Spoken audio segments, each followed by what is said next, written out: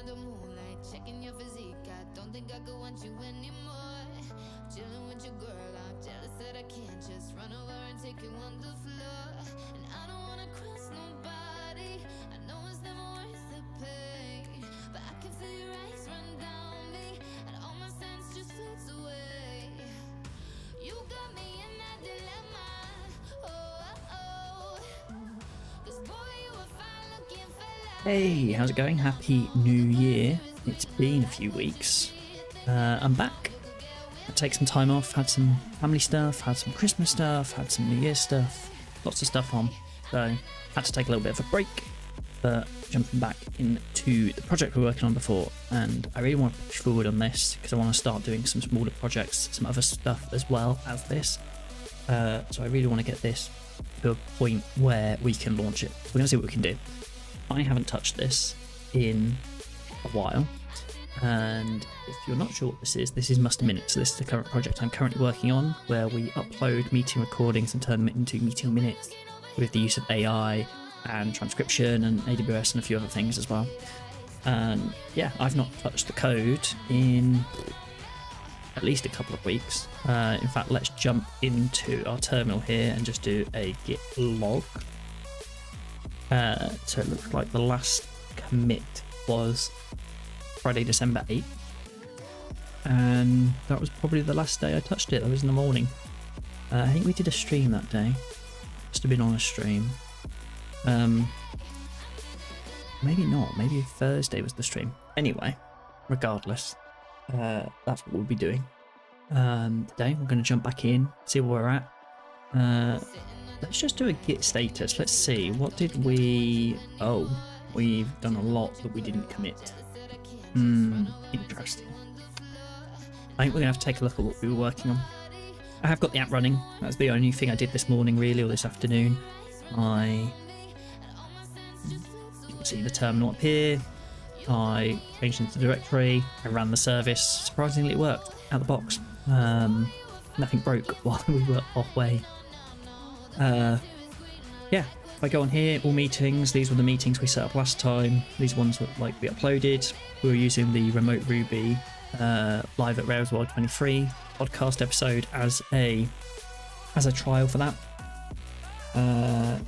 and transcripting that and that sort of stuff. If I click show this meeting, does that work? Works.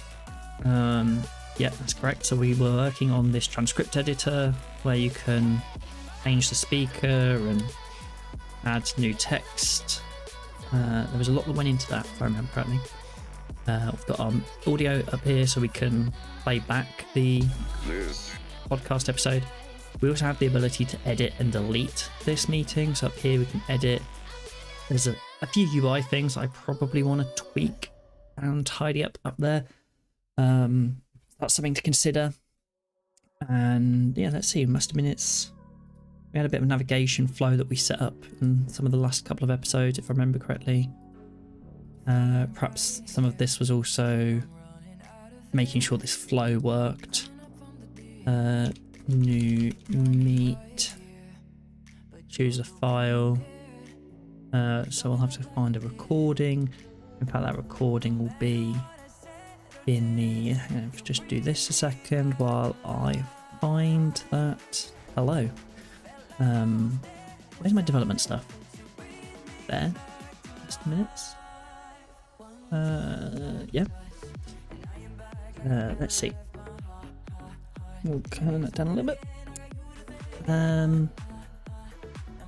If I remember correctly, see, this has been a while now. Like, where is all the stuff? Spec fixtures files live at Rails World. That was our recording. I upload this. It's going to go off to AWS to make a request. I think we'll do that and see what works, what's broken. We have got everything set up, right? So yeah, let's upload it. Then we have the option of generating the transcript. Generate transcript doesn't quite work, as in it should refresh the page, not take us to here, wherever here is. We should stay on the meetings 18 URL. We do see it's in progress. Let's go into our verbose console. Am I going to have to get signed in? I am.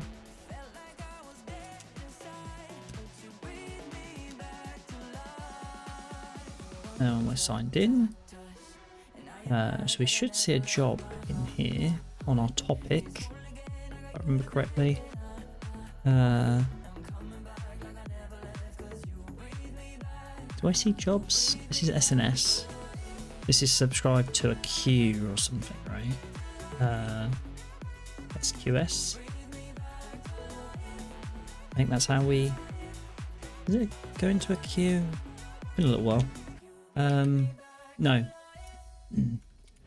Transcribe does the transcription, so we should have a transcription job in here. We create the job. There we go, 23. That's in progress. Then once that's done, it will upload to an S3 bucket. And then the S3 bucket will send a notification to SNS and tell me that it's uploaded into a file, and that should cause this to update. That's what I remember anyway. Let's see, let's give that a minute. Looks like ads are going to start soon anyway. I am running ads. I should set up a command really that just rotates around, but yeah, ads are set up just to skip pre-rolls. Make sure we don't get pre-rolls on our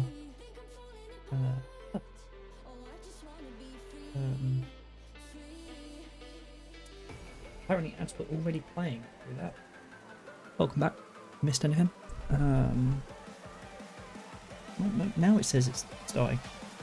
Twitch is doing weird things. It said it was starting, then it said it wasn't, and said there wouldn't be another one for a while, and now it says ads are in progress. I'm sorry. We're going to continue while that's happening, because all we're really doing is waiting for Transcribe to do a transcription here at the moment. It says it's in progress. And we'll see. While that's in progress, let's perhaps open up our code editor. That looks correct. 204 is what we expected, there's no template. Completed, uploaded to there. Let's see.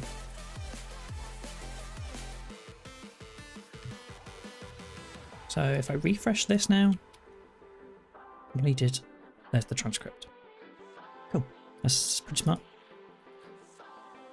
End to end kind of works. You can edit this, you can update this. I think I update and then scroll all the way to the bottom. Test is now kind of in there as well. Another thing it does, no it doesn't. Cool. Delete that. Generate minutes doesn't do anything yet. That's going to be one of the next steps. The other thing that we need to do before we move into that step, I think, is just give everyone a name. Naming everyone is going to be quite an important part of this.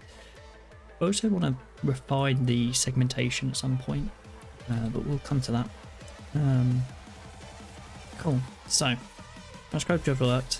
That's uploaded into S3. We've pulled it down. I really don't need the S3 bit. There was something when I was looking through the docs last time, different way of getting the job completed event, kind of subscribing to that instead.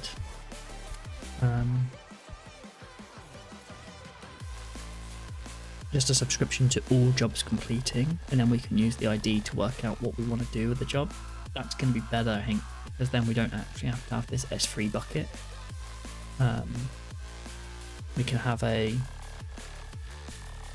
delete itself and stuff. So we don't actually need to store data in the S3 bucket, I don't think, apart from the audio. The audio, obviously, it's the same S3 bucket, doesn't really matter. Cool. Let's check the code that we've got. Let's see in here. What did we have going on? We've got 23 files. We've not modified. Well, we have modified. Let's see. So I'm just going to adjust the lighting a little bit. Let's see. Okay. Rubocop, we added this method length. One of the things I want to do with Rubocop over this time period, the Rails added the Rubicop Imikaze. Do I just inherit this and use this? I think so.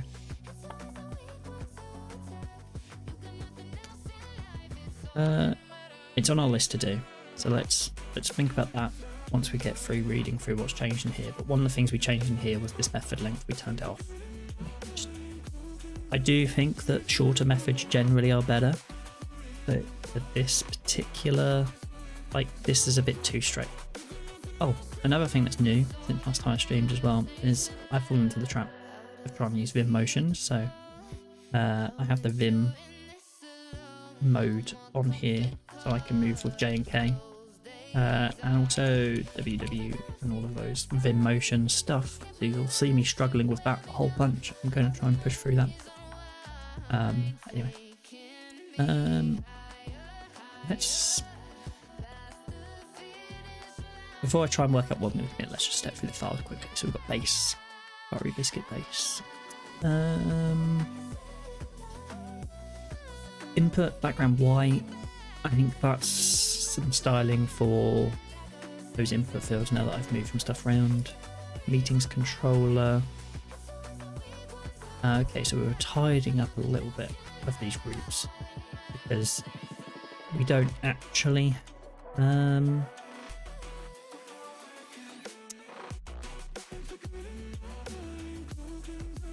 it's just the edit and the update, and that's because there's nothing to edit or update about the meeting now. One of the things I remember us changing actually is this up here. Actually, if you look at the link in the bottom left corner, it goes to a route that's like /meta/edit, which looks like this, and so that's what gets put in there. So the delete is to the meeting, the edit here is to the meta, and then the update is to the meta, and all of that is kind of in its own separate controller. It looks like I haven't actually committed that either. So that's where we were working last time. Makes sense, we removed those. The recording, we set that so that we generate the link. So when we create the recording, we redirect to the meeting URL. And that's actually, I think, something that we need to redirect to for the transcriptions. Yeah, here. Meeting URL. And actually, I think we can.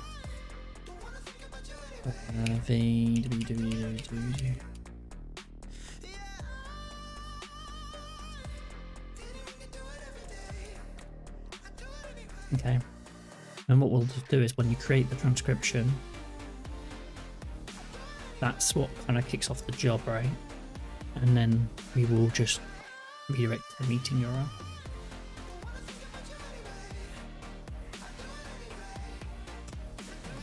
Because that's the page you're doing it from most of the time. Yeah, you're pretty much always doing it from there.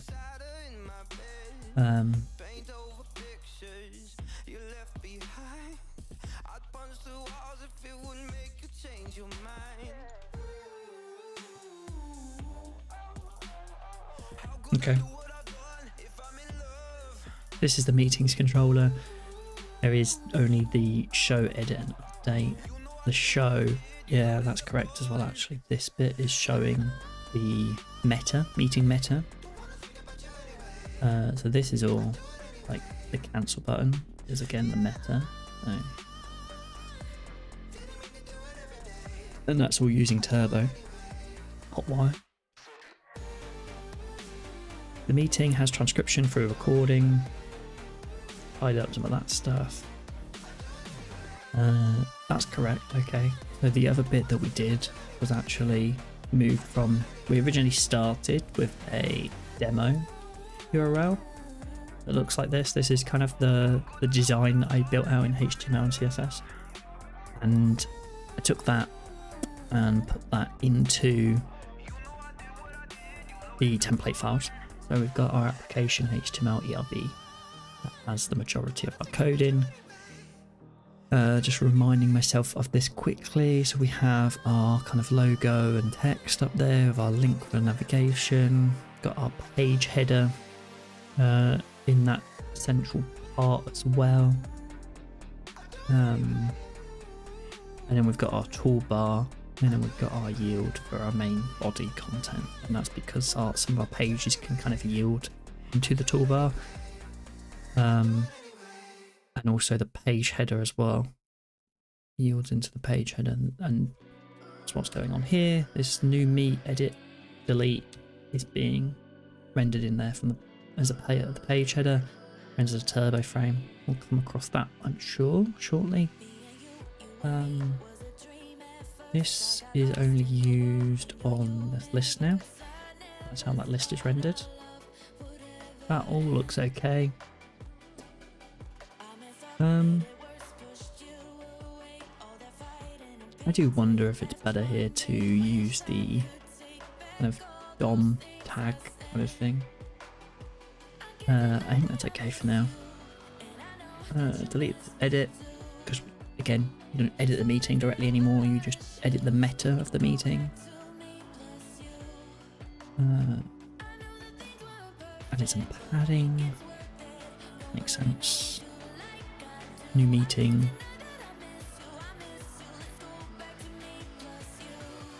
Yeah, and then this is our show for our meeting.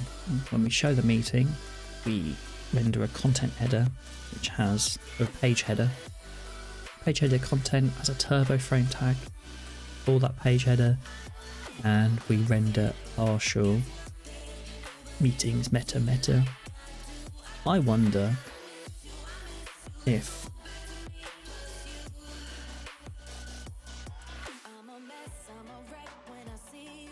it would have been better to, rather than using content for here,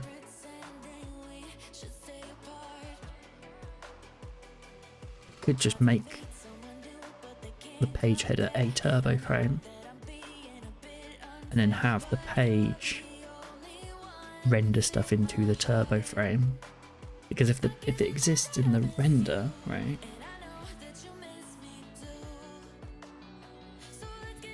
I guess that's kind of similar for this as well. Like that could also be, the toolbar could also be a turbo frame.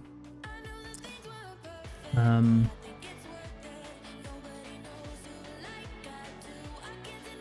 then let's just quickly jump into this. So if I open this file, what we're basically saying here is we would instead actually render out the turbo stream replace, and I think it's like page header do, and then end, and we'll just do h1 hello question mark, and then we'll come in here and we'll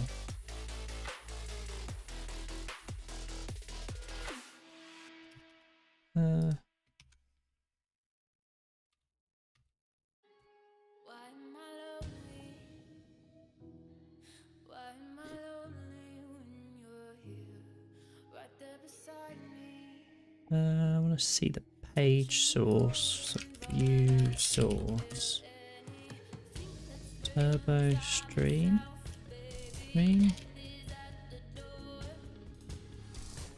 Oh, of course, this is a ridiculously long. Let's find a blank meet. I'll just create a new meeting, test, and then we'll view the source on this.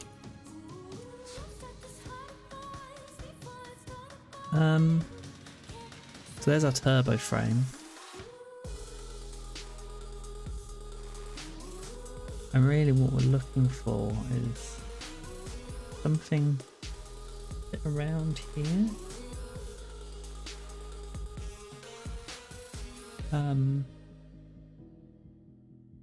It would be above relative columned. Turbo. I want to check something here. come alive with turbo. I mean, this is really what we're trying to do. So we could just write it manually. That's the other option. Turbo stream. Action. Place. And then the target is page header. Oh. There.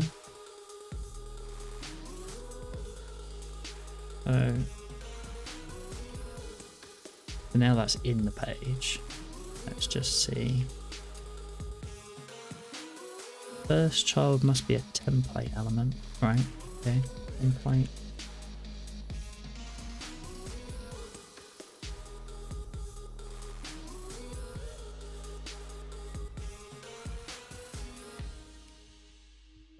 Yeah, and so there is some, surely there's some Ruby helpers though. It's like that, right? But it takes a partial.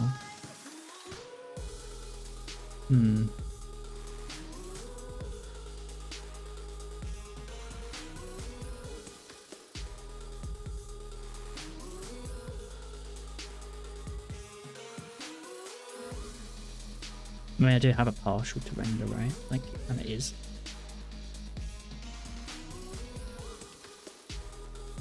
I also wonder actually if I jump back. Can this... What about... So when I did this, did I not just need to do calls at the front of this? Would that have... There. Yeah, okay, cool. Cool. So this turbo stream replaces the turbo frame that we've rendered into the page header. So actually, we could just use that as our way of rendering this, right?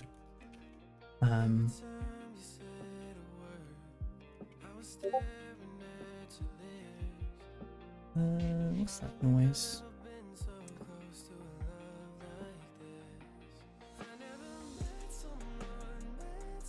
Always confuses me when I hear noises that I'm like, it's a notification, but what kind of notification was that notification? Anyway. We'll ignore the notification because it didn't pop up. I think that's because I've got the, I don't know.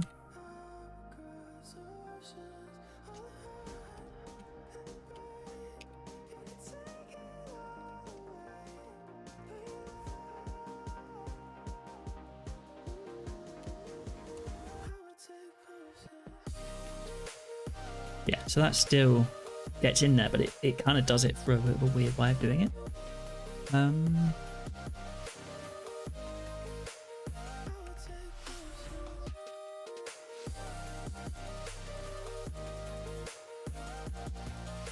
think I kind of prefer this approach rather than the content 4. The content 4 did give me some challenges, which is why I kind of went down this route of having the whole thingy.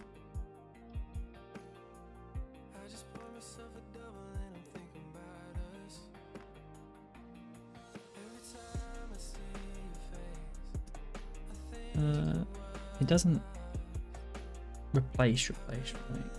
Do I still have... No, it's replaced. I don't want replace. What do I want?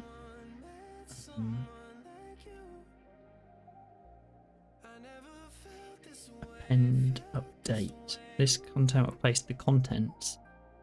Replace actually replaces entirely. So I want to update.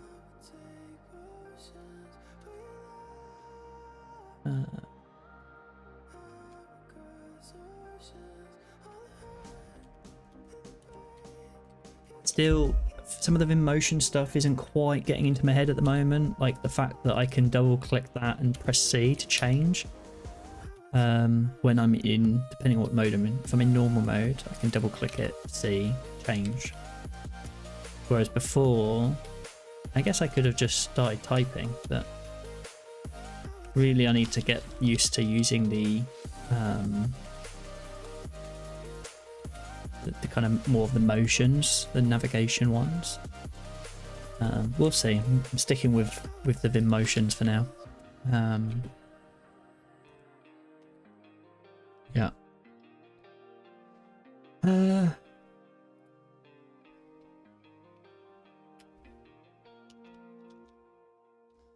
The other bit that I need to do.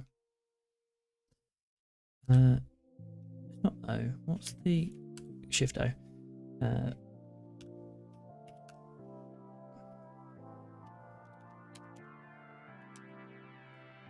I don't think that this right now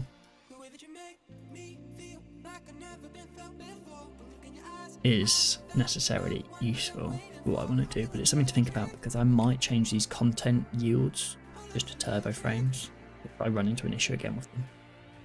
I'm probably going to run into the issue with the toolbar, and so that's probably going to be the first candidate for changing that. We'll see. But for now, that all makes sense. There's a lot going on in this. So we've got the page header, which we're rendering, which is our ability to kind of name it. I think I need to do some design work there, but that's fine. We've got our toolbar, which is going to include our audio tag, if it exists. So kind of when we uploaded the file here, and we reload the page and it uploads, that's in there.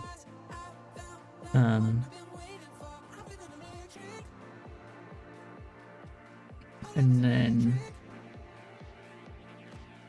down here we have this kind of div that fills in for the audio tag. That's kind of annoying.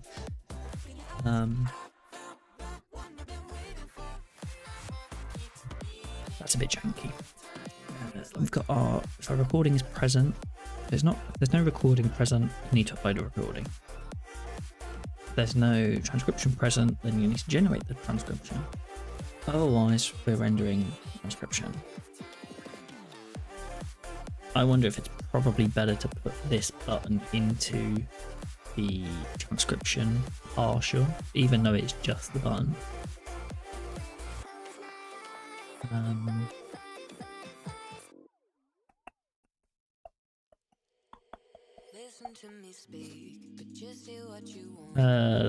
Form.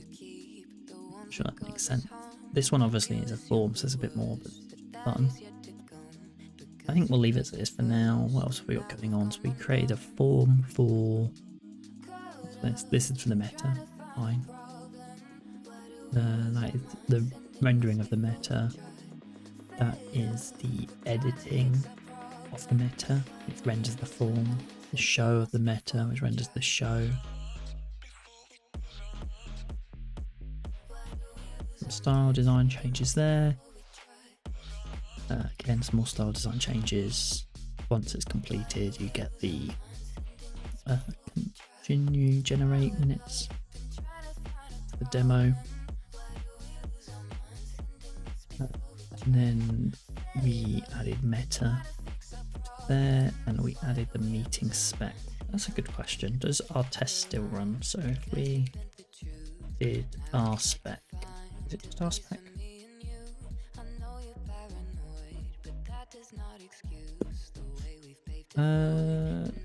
An error occurred inside one of the examples. Dispatch transcription job spec.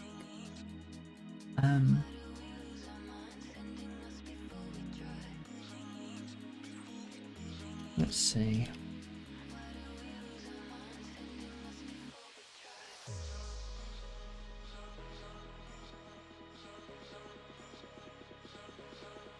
Did I remove the job? I think I removed the jobs. Yeah, I removed the job. I didn't remove the file here, so I'll just delete that. Let's see. Our spec.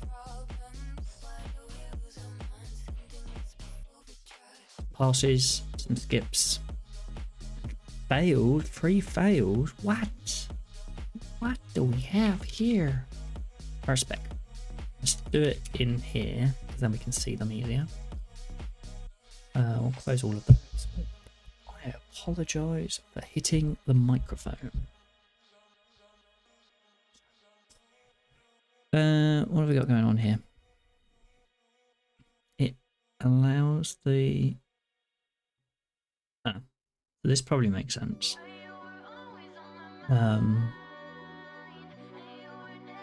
What was the error here? HTTP request wasn't recognised. Yeah, this is VCR again, right? I'm guessing the problem is that the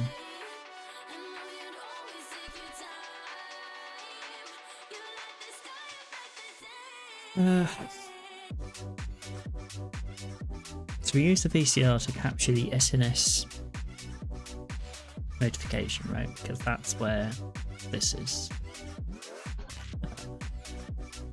And that makes a request for a certificate and all of that fun stuff. But it also means that when we try to use WebDriver and use Chrome, it kinda goes off the rails a little bit. And we should ignore...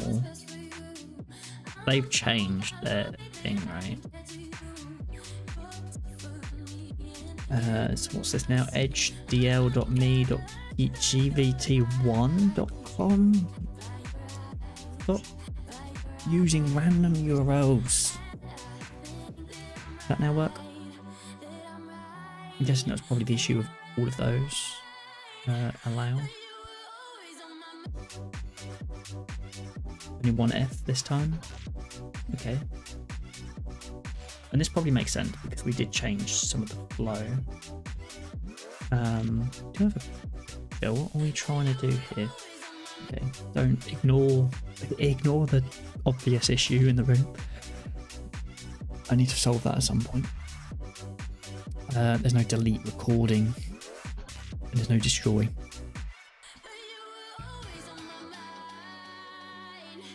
What's this one then? Oh, okay, again. You can't delete the recording now. Should you be able to delete the recording? Just delete the meeting. Unless you want to...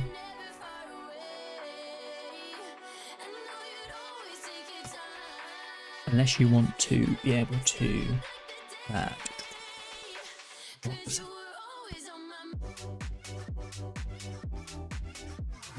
Oh. Meeting on.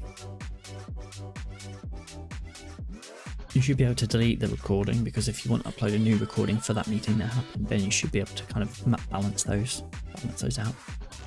So let's get to head of fixing these, and then I think we'll do a commit to kind of wrap up all of this stuff that's in here.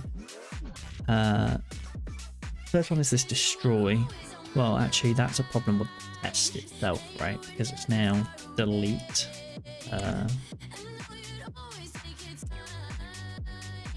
And let's see, it was 16, so we can do our spec.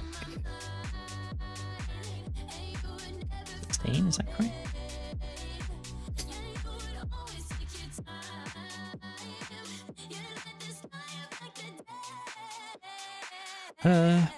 Expected to say successfully destroyed, instead it just says content missing. Okay. Well, we did this, let's delete this. Okay, that's clearly not right. Because it didn't include turbo frame page header. Obviously the meeting's now gone. Yeah, so that's something I need to consider. Test, let's see. If I click delete,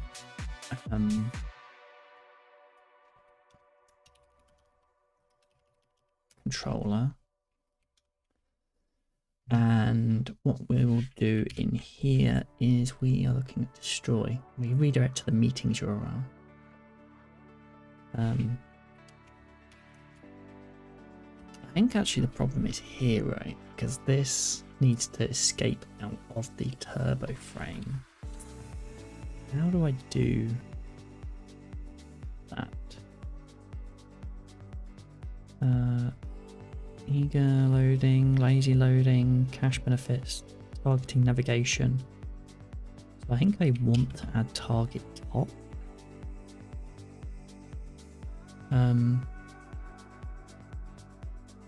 Because really what we want to do here is navigate the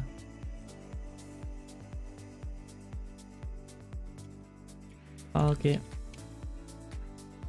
underscore top.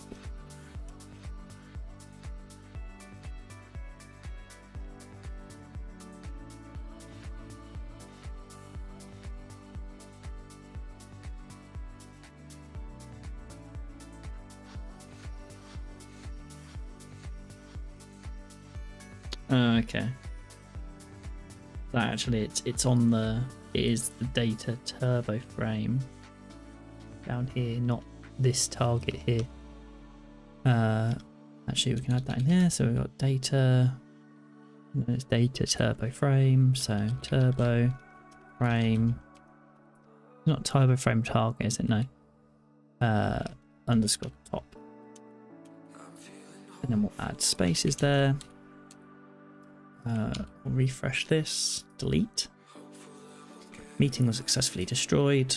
So now we should be able to run that test again and it should pass.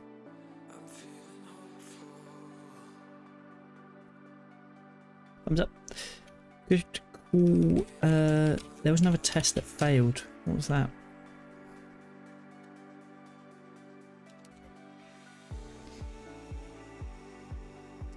This one, this delete recording, and that's because obviously we don't have a recording. And we're viewing the meeting path. So after creating a, what we're doing here is we're omit the hash value. Don't know if I like that. Anyway, again, that's really big cop. I think once we've done this, we'll get Rails Omikaze in and use that as our kind of foundation. Visit the meeting path, we expect there to be an audio file, we click on the delete recording, we expect there to be a button that says create recording. Fine, so let's go new meet. Let's not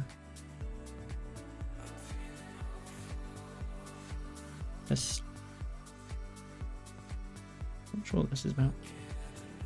It's all up now. We upload our recording, and then we really need the option of deleting it.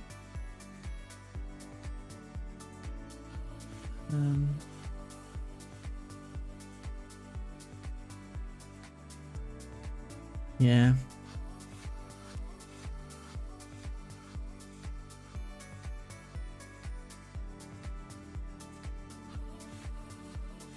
I guess in here, what we really want to do is like a button to, actually that's a button to delete recording, meeting recording path, and it'll be the meeting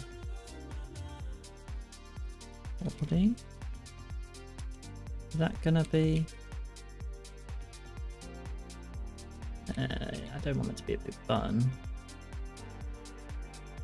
Button. What do I have in here? I have secondary.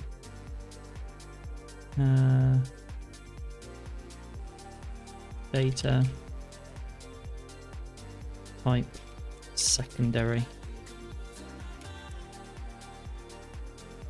Delete recording. I kind of want to make it destructive, but did I do that with this? Is this data destructive?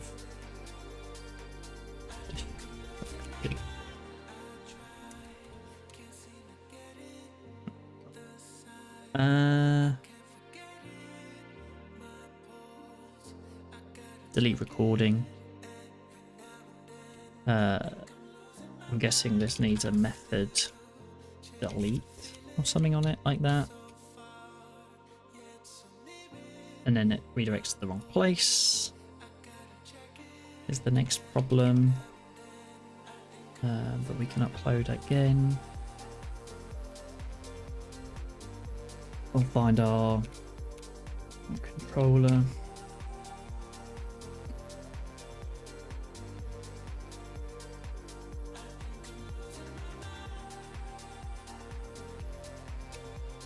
Meeting URL.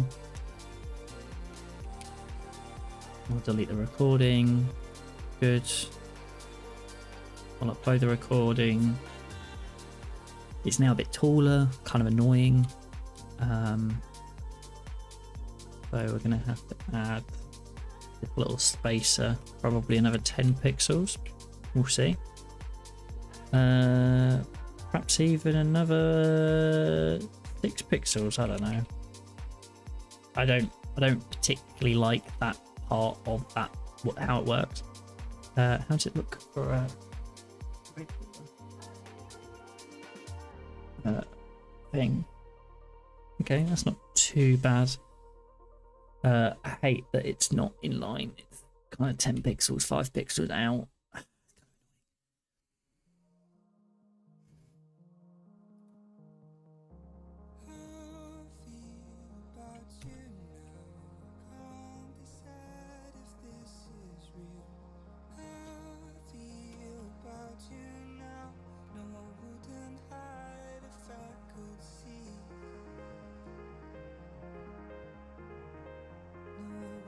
Okay.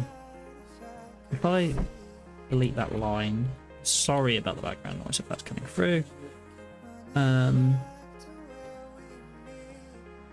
It probably is. There's a lot of noise. Let's see. I think I need to add a class here. Still, again, the motions. Still getting used to. MX minus 2 pixels. Like, that's like 4 pixels maybe. I don't know what's going on this particular part here. It's in a bit, but not in a bit.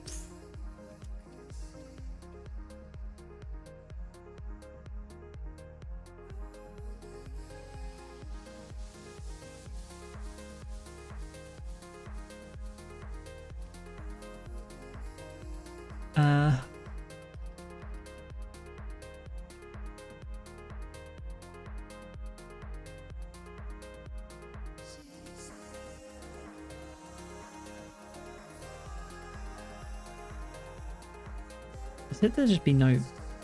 Is it because it's adding... Let's do MX 0. MX none.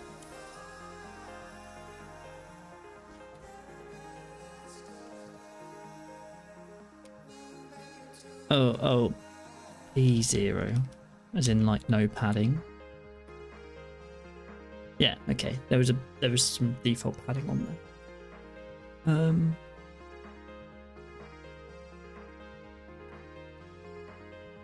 Text, right. I think maybe is probably the quickest and easiest way of getting the text over on the right hand side. If no, okay. No, because it's a button rather than a paragraph, and obviously. The next left, ML auto.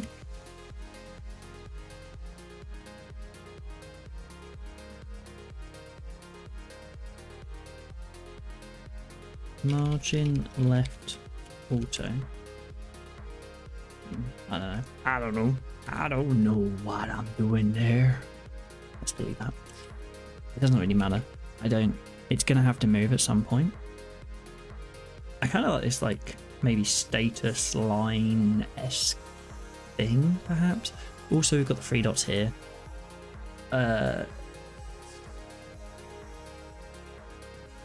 There's also edit up here. There's a couple of options, but I think for now, delete recording probably is fine there as it is. Delete recording, brings it back to here. I can go in, I can create the recording. That should satisfy the test. Spec.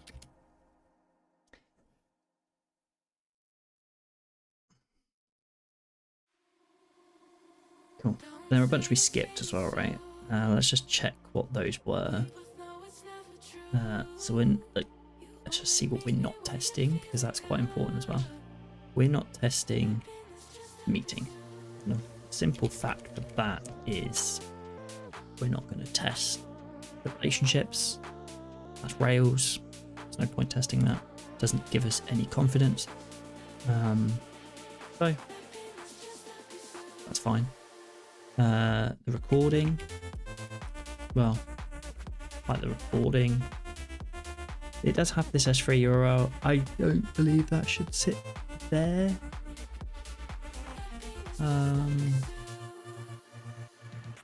It feels like the wrong place for it. It should go somewhere else. But for now it's fine. We'll abstract it away later. I don't like it because it creates this tight relationship between the two. In fact, let's just see where S3 URL is used. It's used in the generator of the transcription. And really the generator probably should be responsible for... There should be something that's responsible for taking a file, working out where it is, what it needs to do with it, and how that works with the generator. Because at some point we might not always use S3 as our generator of the transcripts. And this is more of a generator orchestration class that's gonna like orchestrate, administrate the transcribe service that's gonna get used. So anyway, S3 URL is fine, and so there's no point in testing that. We probably could, but otherwise it's just relationships, and then there's this little alias shortcut type thing going on. What else do we have? Transcription entry. We're going to get rid of that.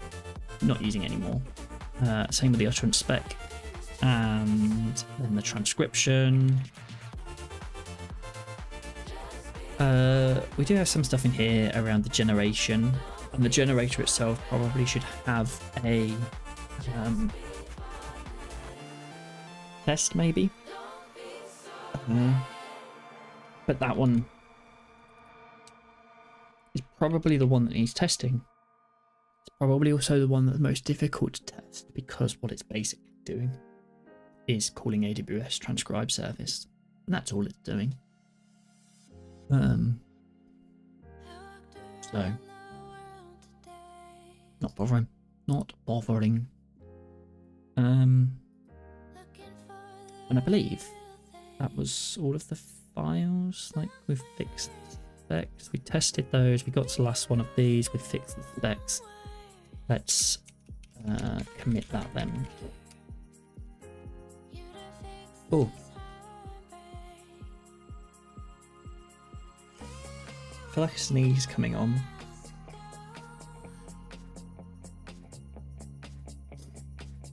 I think it's gone.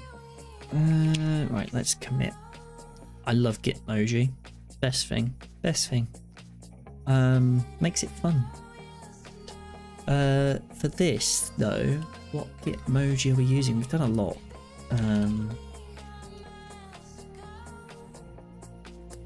But really the whole point of this commit was to bring in the UI. So let's do some lipstick. So what are we doing here?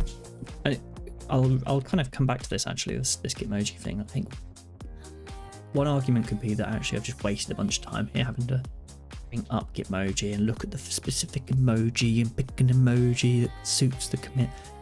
But what it's making me do as well, while I'm also kind of wasting this time, it's not a waste, because what's happening is I'm focusing in on actually what have I done here. There's a reflection point, and what I'm really trying to do is categorize the work that I've just done, and it helps kind of bite-size reduce the complexity of each commit that you do.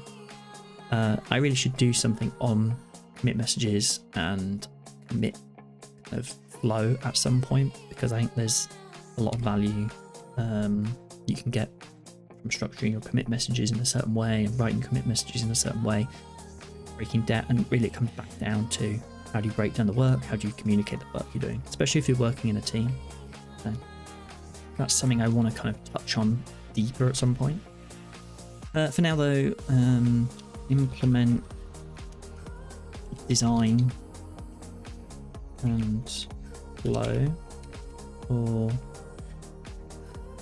overall application flow. It's not the best commit message. Also, it does a bit more than it perhaps should. It's a solo project.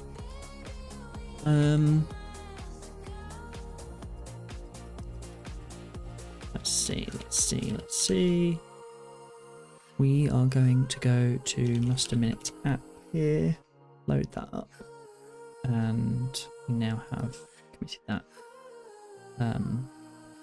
It's been a little while since I worked on it. Right, I can close this now. I do want to implement omakase, I think, because also I really want to focus on pushing things forward here.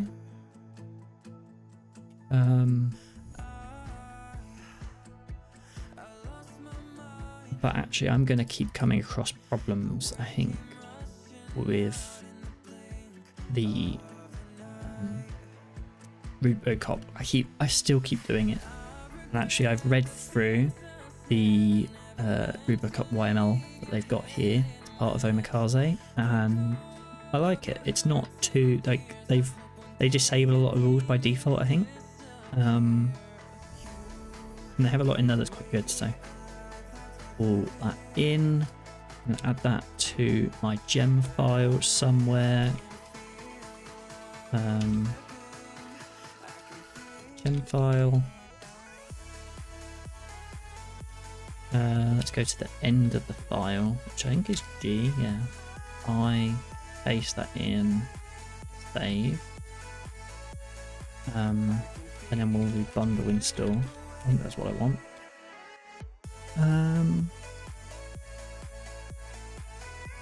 Bundle bin stubs Rubocop. Interesting.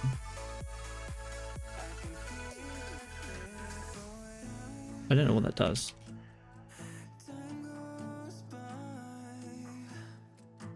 Oh, it's added Rubocop to bin. So what's in this file?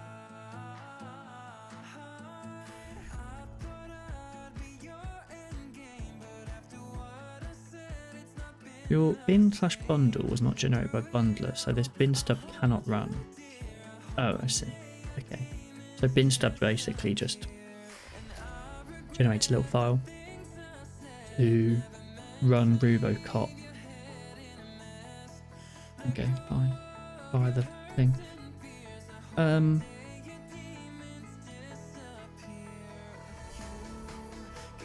Because then I can just do bin/Rubocop. What am I doing at the moment? Just doing Rubocop. I guess so. That meant I had to add it to my path. I'm not really sure what the value of the bin stuff is. I now want to go to my .rubocop file, and I want to delete everything. And I'm just going to put that in there.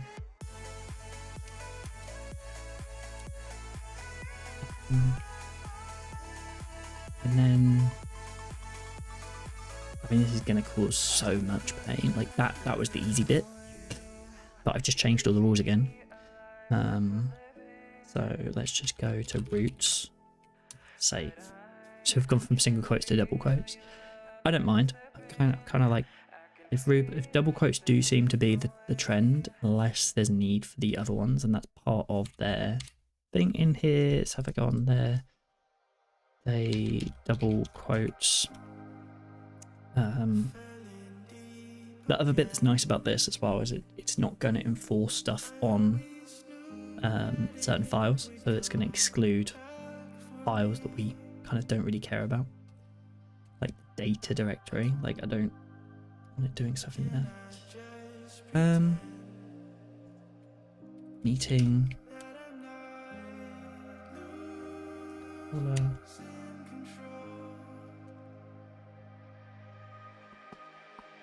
Let's do git add. Git checkout on config.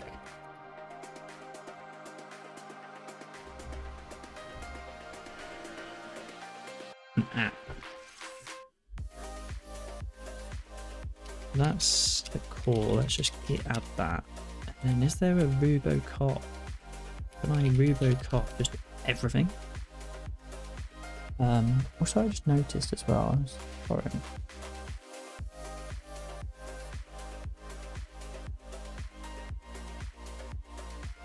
That's why I was looking a bit washed out. I had my ISO too high. Not in the flow. It's been a little while. Let's see. Rubocop.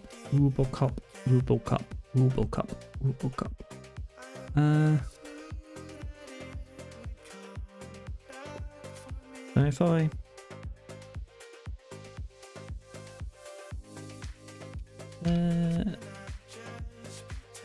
Terminal in editor area. Let's do a terminal here. Rubocop. Or actually, there's a bin/rubocop now. Whatever difference that makes. Okay. So I already have those added. What I want to do now is autocorrect. bin/rubocop-a to autocorrect.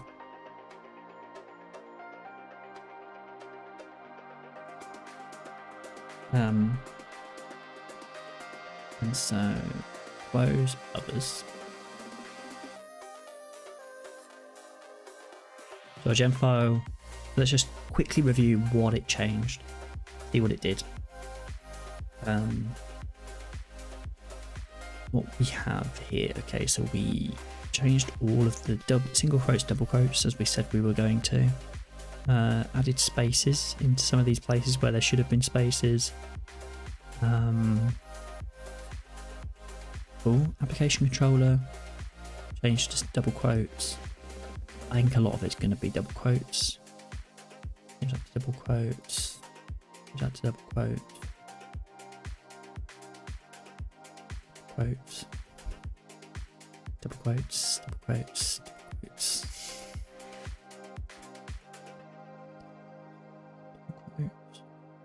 Double quotes.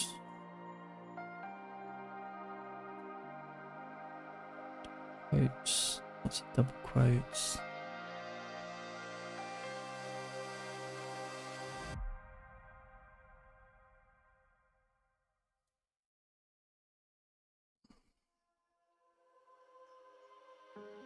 Square brackets rather than curvy brackets, interesting.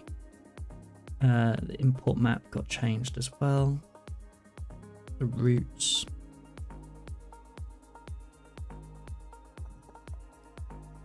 AWS. Again, these are all just double quotes and some spacing. Deleting some white space.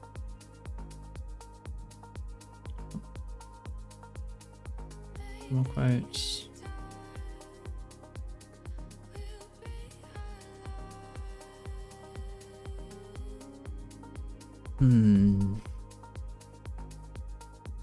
Double quotes. Double quotes and adding in a white space as well. It's good to see it's adding the white space in, because that is one of the things I wondered whether it did that or not. It does. Yeah. Double quotes. Double quotes. Double quotes. Space at the end of the line. White space at the end. White space end of file. And cleaning up the white space Actually, what is it doing here? Is it removing? It deleted that and added just empty white space. It deleted the white space. Leaving the line, but there's not the... For some reason there were some spaces in there. Okay. That will make sense. All look good. Bin / Rubocop. What were the issues now? No offences. That's interesting because I think the first time I ran it,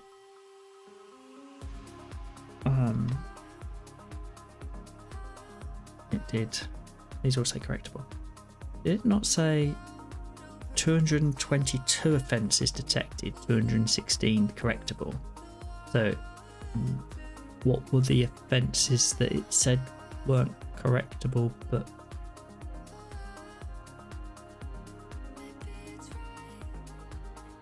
Okay, fine.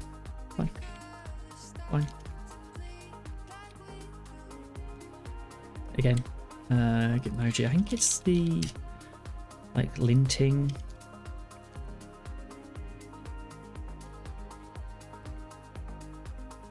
Format. Structure of the code. I think I'll go linter for this. Rotating beacon. What? Head. Light. What? Why? Rotating light.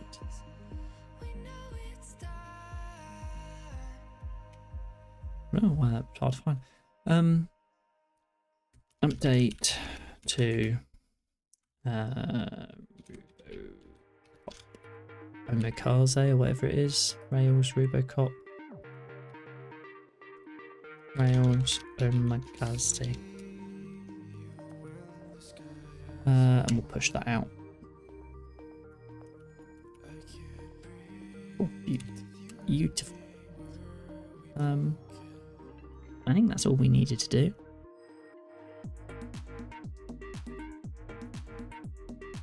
-A to automatically fix violations. That's what we've done. Then we can run Rubocop to check for problems.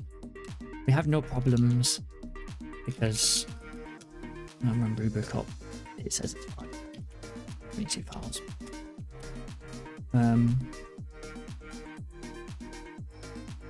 Let's see. No way of pinning that. Yeah, okay, cool. That's kind of useful.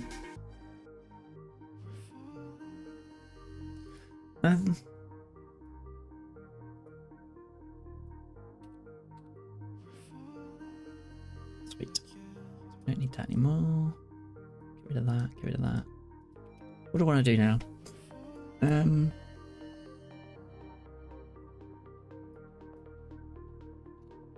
How are we doing time-wise? Ad starting in a couple of minutes. Have a drink, so I don't need to.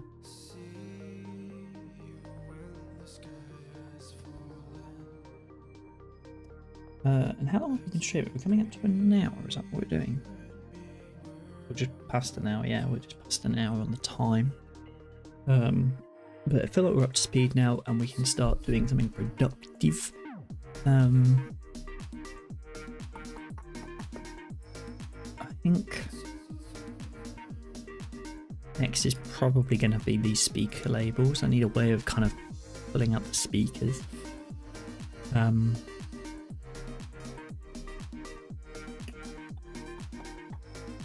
I need to base the speakers based on the content of this file.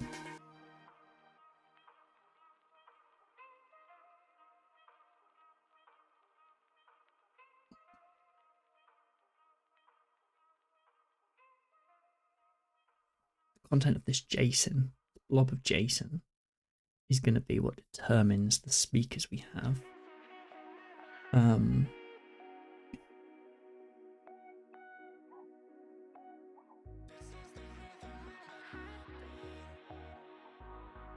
So I need to just think about this for a second. So we have a bunch of, well, we have a blob of JSON, right? Like that's what's going on here to create this. We have a blob of JSON, looks like that. Yeah, JSON.parse. I have this blob of JSON, which has the results, speaker labels. It knows we have 8 speakers based on that.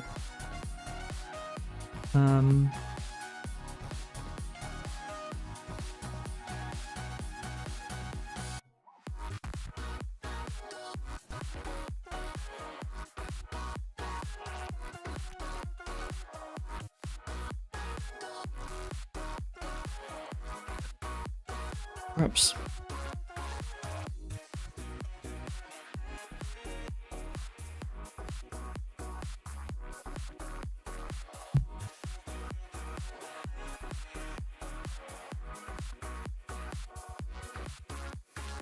So now I have 3 speakers, right? Speaker 0, 1, and 2. We've got 3 speakers.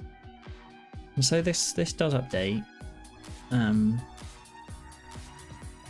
I feel like as you make changes to this, make changes over here.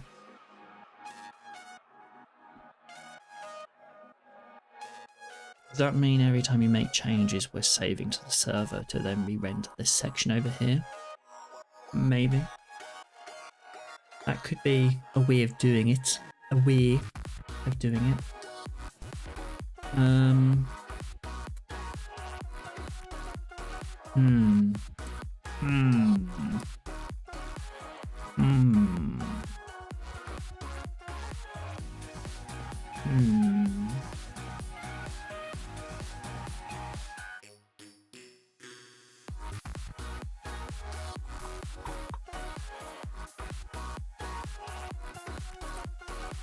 I'm not sure, you know, I'm not sure. So I know I want to render, I'm going to need a speakers controller, right? To show the speakers. And I'm going to render that in one of these side panels. Ideally the right hand side was the plan.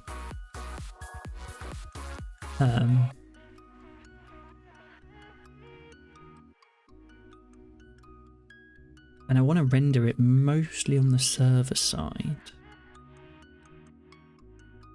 It does mean that basically I'm saving this whenever I'm making changes, whenever this changes. This update transcription button doesn't feel like the right thing. Also, if I'm making changes in here and then I have to go and delete, like click the page, it shouldn't lose where I'm at. It means version history might be a problem. Like undo, but as long as you don't refresh the page, you've got the command Z, right? And so we need an autosave.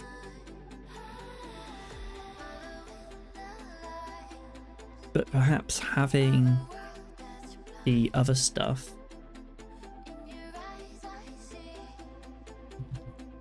creates a good example of when that content's changing.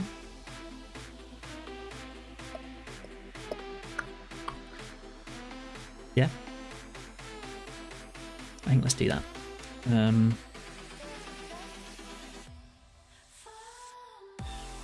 What we're gonna do is we are gonna go to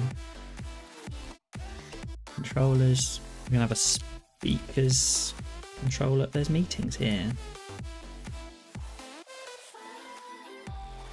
We'll just do it here. Now speakers controller.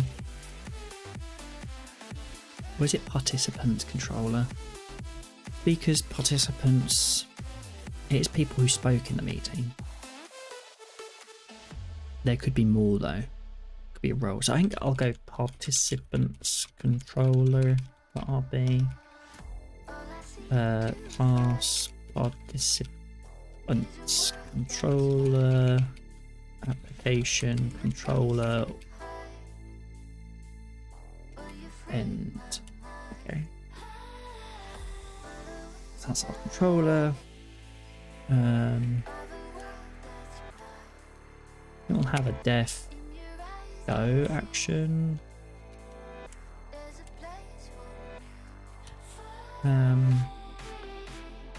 Which means then we also want to create a new file which we're going to save in use we'll have our show.html.erb launch date I-H1 participants, and then we need to go to our show on our meeting. And I guess what we're doing here is adding it in here. Turbo frame tag.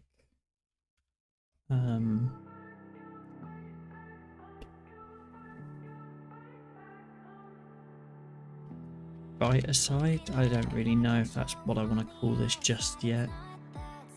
I'm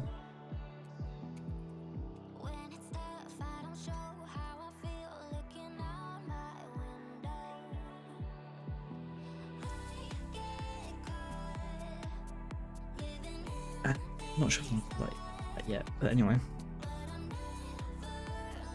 Render partial.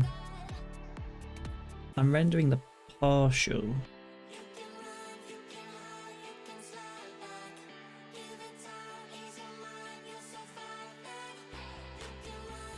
Do I need to add a model around this?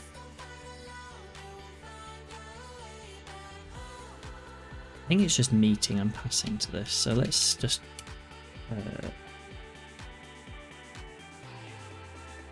also the Rails Omakase isn't doing the ERB file, so something to think about. Something.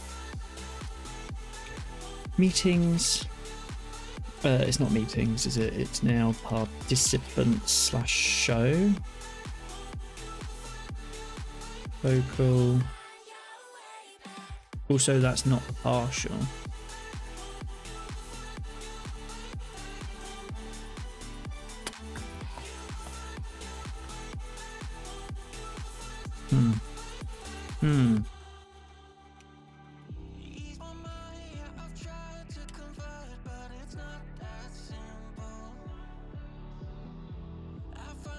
How do I move this up? What am I doing wrong here?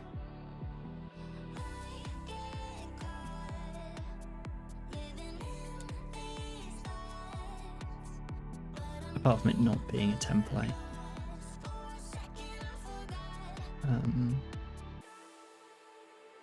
Line 49. There isn't a line 49.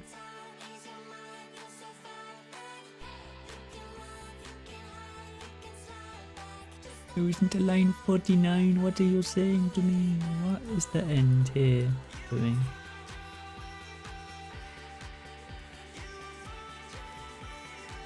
Oh, I need a do. That's why.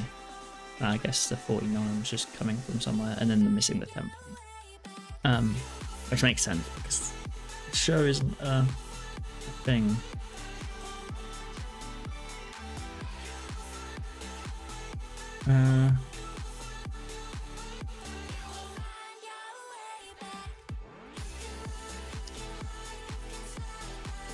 Hello. So we've got a list, and then we'll refresh there.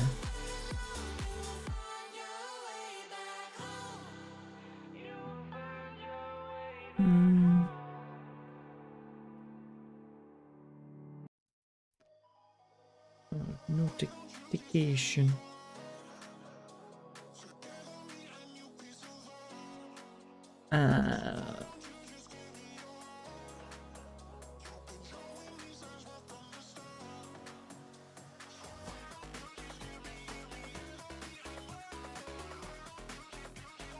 Do I need equals there? I don't think I do. Apparently I do. I'm not doing it equals up here though.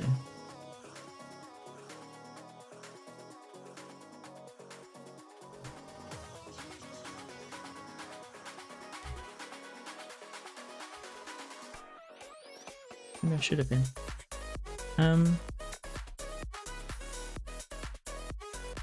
Okay.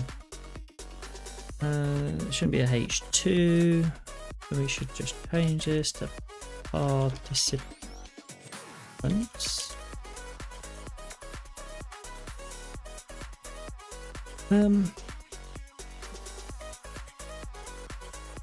I feel like I should have a participant list model that I use to do the controller shouldn't be doing the logic, right? The controller should just be directing it to the view, renders models, but doing the logic.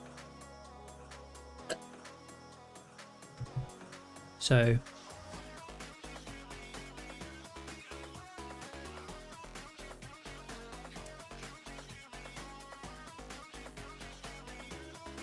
I probably do need a set of models here to help support this piece of work. I probably have a participant list, and I probably have a participant placeholder model from variety.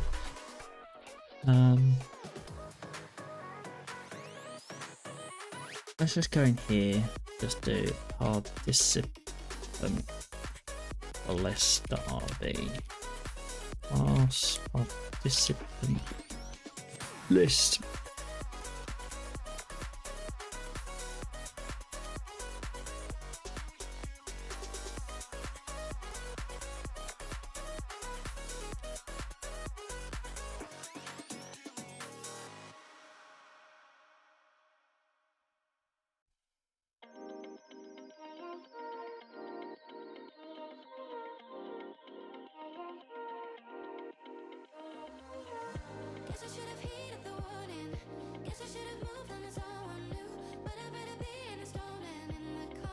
Wonder if it goes like that.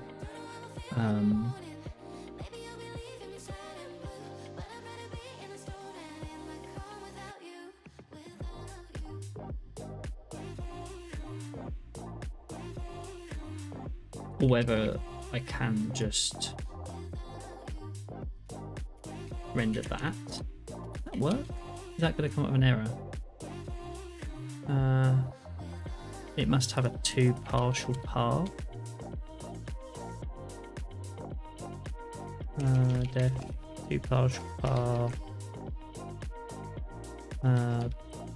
Participant / list. Is that?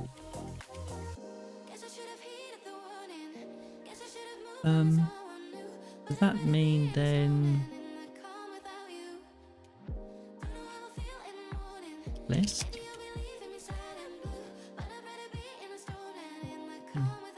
That's pretty sweet actually.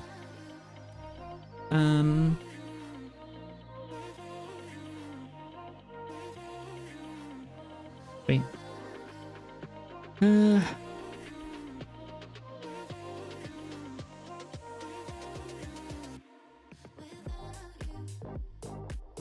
Then I can just say, hey, there's a survey frame and we're going to render the participant list. And the participant list is a model that then gets instantiated. I can do a bunch of stuff with the meeting, and then I render with the view HTML file based on the two partial path, which is actually quite nice. That works quite well. What I'm going to do with this is I need to get the transcript, right? Which is stored on the meeting. It's the transcription itself, right? The meeting has the transcription.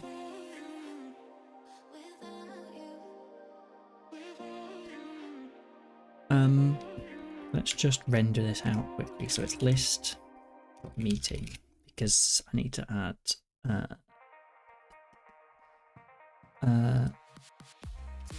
outer reader meeting. And we're gonna delegate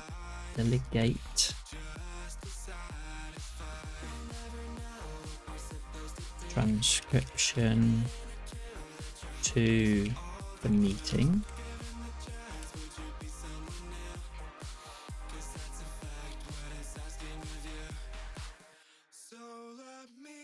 And then we're going to check out the list.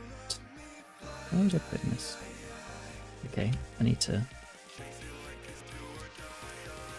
get rid of that. List, transcription, data. Is that correct? Yes, that's correct.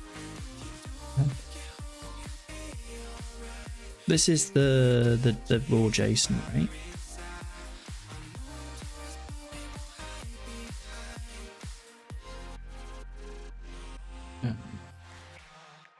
Ignore everything that's broken here right now.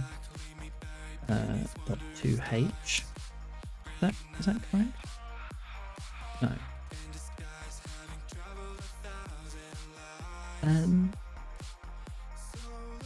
Do I have to JSON parse it? I don't really recall.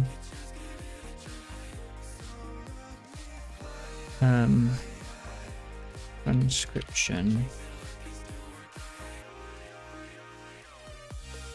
Form for the transcription was just a hidden field. Put it in, right? Because I don't.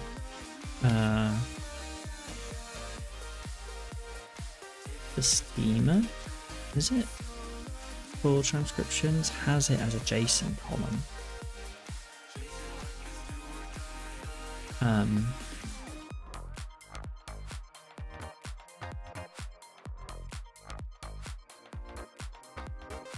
But perhaps I have to JSON parse it in order to do anything with it. Is that correct? Yes, now I actually have a blob, right? Got keys. Can I see the keys that we've got?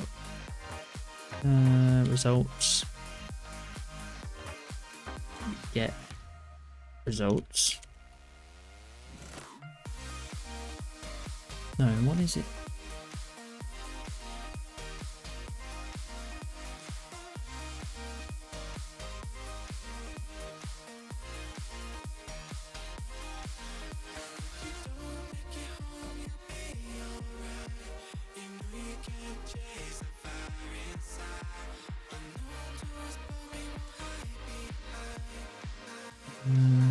Speaker labels, is it?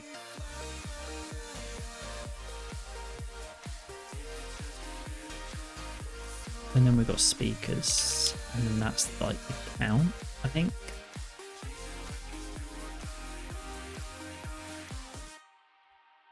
Yeah.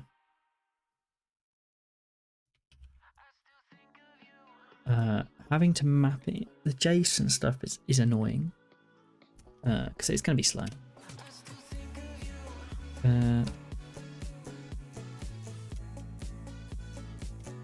Def data.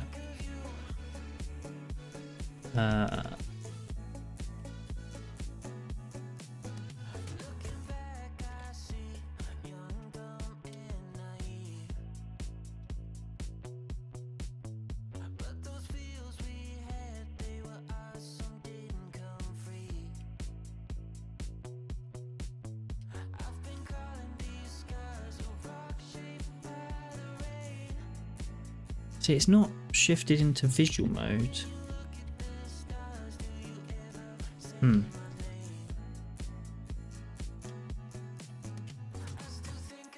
Data. Is it 2 or? I think it's 2 or it's like or equal or something like that. Def speakers and data.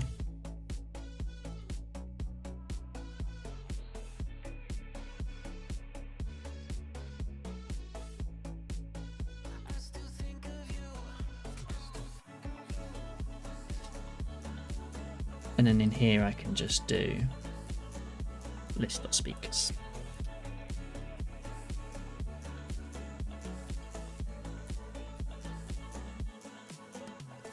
That itself, right? Is that 8.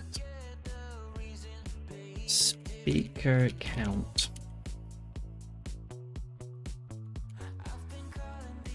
Or is it like total speakers? Total speakers makes more sense to me, I think. And perhaps I just take that and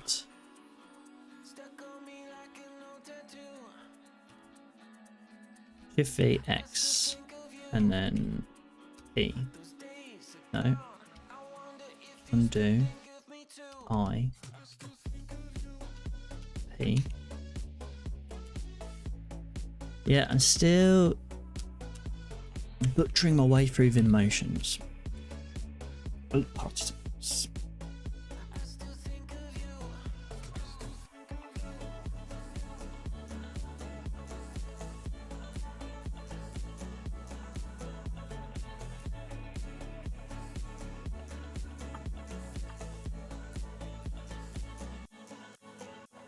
I ain't gonna.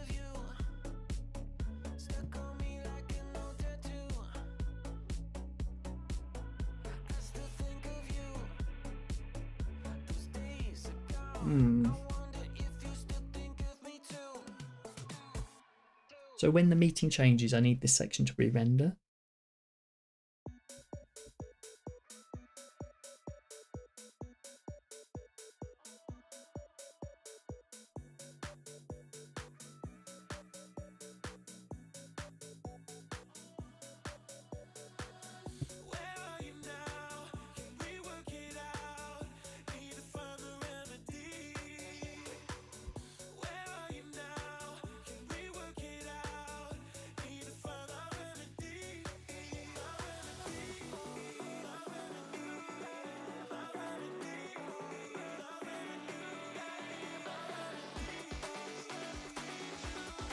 I'm definitely making this more challenging, I think, by doing like hotwire for this in some ways. Like there's some parts of this that's easier and some parts of this where I'm trying to create this kind of like interactive experience where you can change stuff here, the rich text editing, very highly JavaScript. And then there's this thing off to the side, which is like kinda needs to be server driven a bit more. Like I'm gonna have to create instances of things and say there's definitely like I'm gonna store some data on the right hand side here and commit it in that action.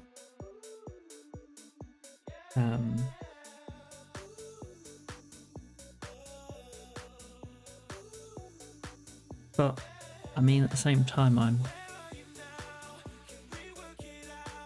guess when I'm updating this, when this is updating and saving, then it can return back with a participant list and render that out on the side.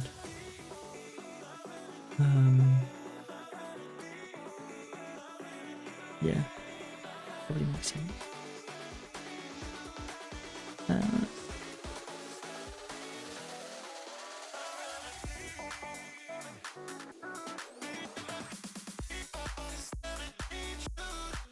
How is this lining up to what we did in the demo?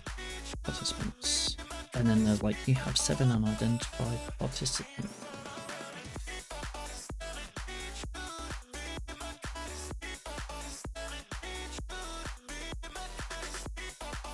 Okay.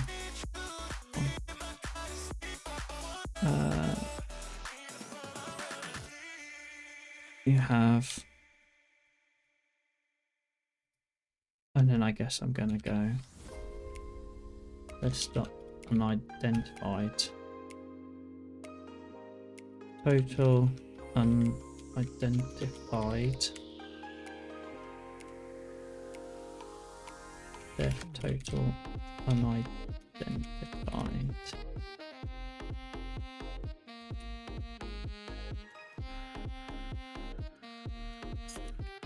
Let's just each other at the moment.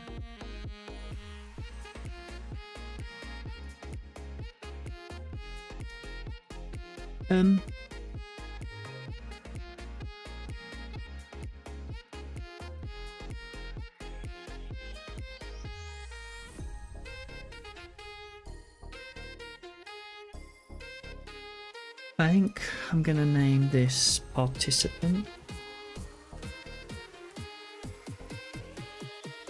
Like turbo frame is going to be participants because that's kind of what's going on. It's like turbo frame participant.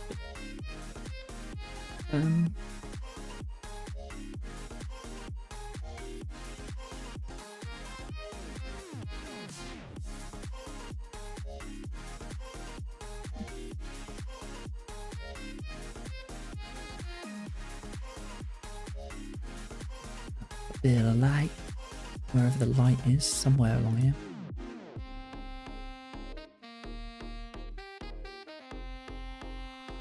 Okay. So when I save the thing, I need it to. Let's not do this one. Let's do new meet. Problem is, I think when I paste, it doesn't.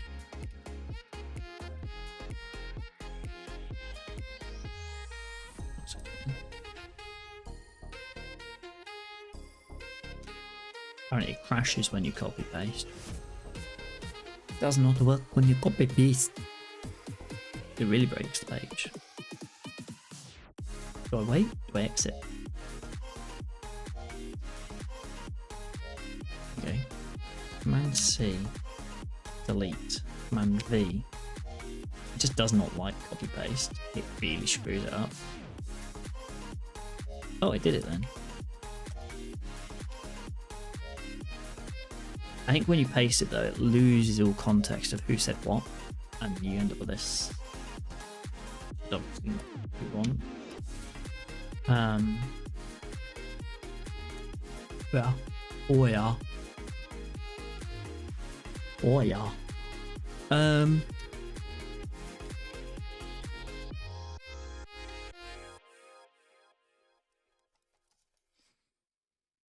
I can always copy the transcript from the other one into this one, so I think I can do that at some point.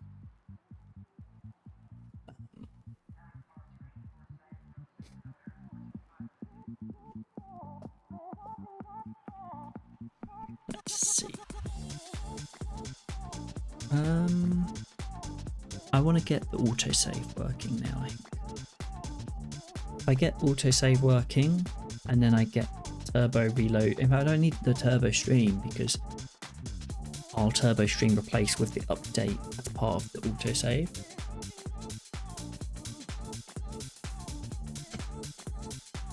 So the act of saving will update this. If saving fails, it won't update, but that's okay.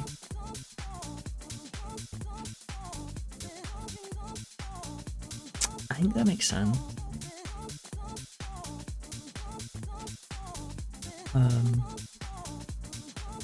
Yeah.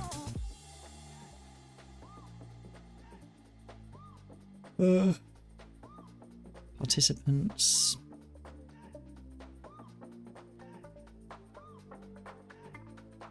I don't know if that should have like the DOM ID of the meeting in it.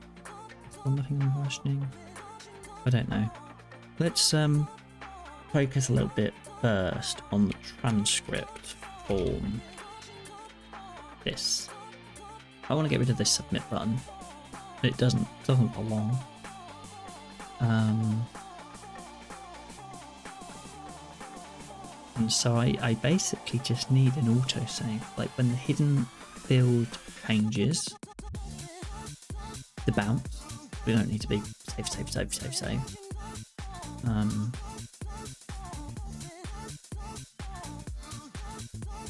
Have to keystroke. But once you pause for a second, save, reload.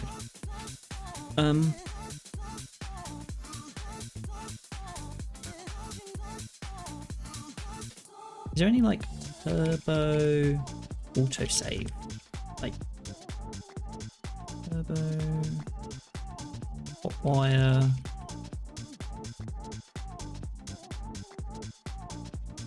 Wire.dev wire.io. Did something happen that meant that they've had to add this big yellow banner, because that's really in your face. I don't know what's going on there, but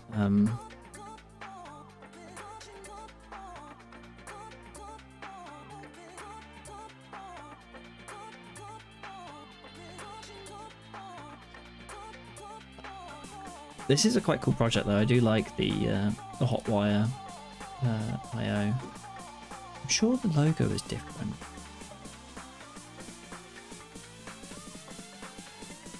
Was it originally using this logo here? I don't remember.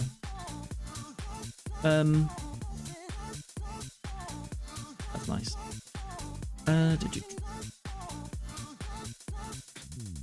Ecosystem. So there's like Formulus. I don't know what that is. There's also like Stimulus Use, Stimulus Morph. I need to I probably need to update. I don't know. Does Turbo now have the morphing stuff in as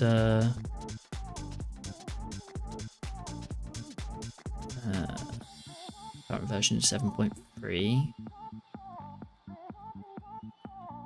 The 8 version 8 on beta, yeah.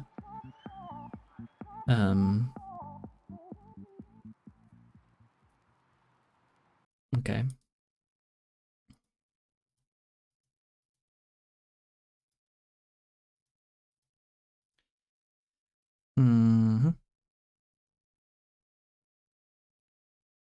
I saw this the other day. I should get that set up, the Hotwire reload, because that looked pretty cool. Am I using the Stimulus LSP? I think I am. Stimulus Pasta, Toaster, Turbo LSP. Don't know if I've got both of those. Turbo LSP coming soon. Sounds like the music stopped.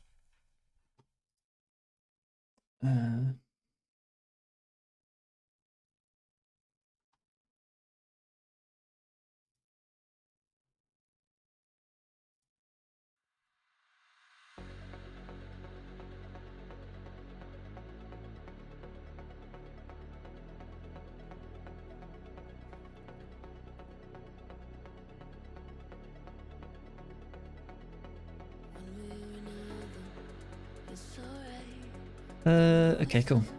And then I don't know if there's anything else in here that's optimistic UIs, nothing state management, solder. What on earth is solder? Going on a bit of a tangent here. Simplistic UI state management for Rails apps using Hotwire and caching. I apologise if that bonks the mic. I don't even know what I did there. I think I stretched and just flung the mic across the room. I apologise. Hopefully the noise gate is doing its job and stopping my punching of the microphone from bursting any eardrums, but what is this? What is this? This looks interesting actually. Storing an open close state of sidebar, store state of previews, custom dashboard layouts, Redis. Like that's like we could use Redis cache some of these values and stuff. Typically have a few options to achieve this: active record, the session, and Redis. Okay, so I see. So this is like storing some sort of state on the server that then Stimulus can perhaps hook into it of some kind.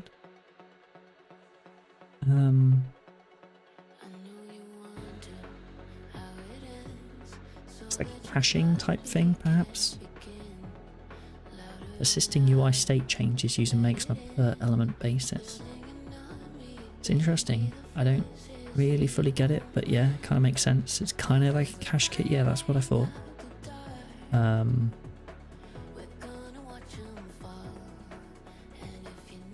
Interesting. I guess there's some JavaScript to go along with this that then and does some stuff? No?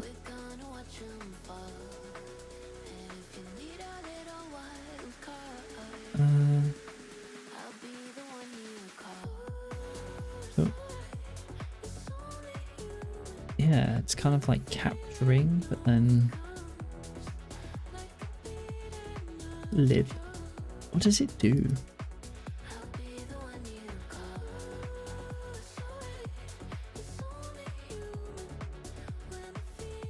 There we go. There's a stimulus controller, and it observes mutation changes and patches those into solder UI state and persists them. I hate getting notifications and not knowing where they're being sent to or from or what. I think it's Discord, isn't it? Anyway. Yeah, fine. Okay, so solder isn't really what I want, but looks interesting. Formulus looks like it's specifically about HTML form validations. Again, not quite what I need. Does stimulus use have what I want? What I'm basically doing is going to try and create a... this has used a bounce. I don't know if I really need to install this entire library just to have a bounce. I just want to create an autosave. So let's just create an autosave stimulus controller.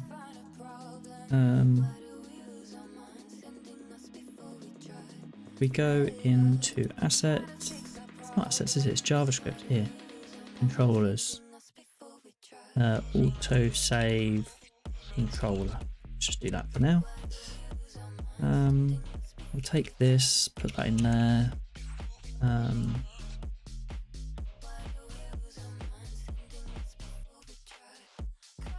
Let's see. So we're going to autosave. What we're going to do here is if we just close everything else, and then we also open up the form which has our transcript editor in it.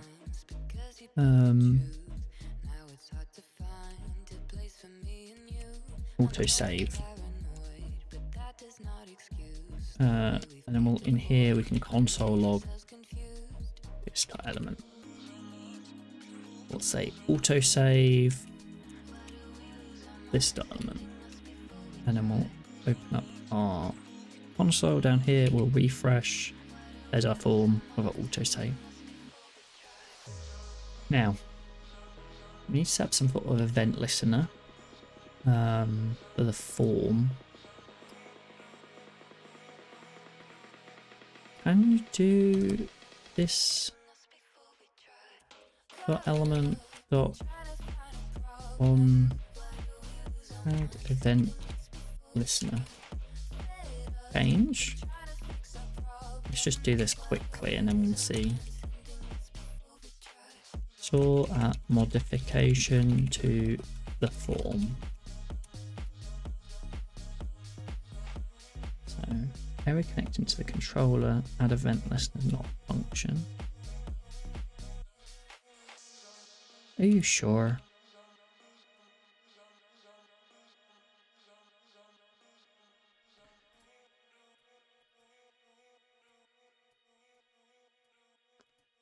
Let's go grab the form quickly. What am I missing? It's been a little while since I've written some JavaScript, so add event listener. Oh, I got a lowercase l in there. Dummy. Okay.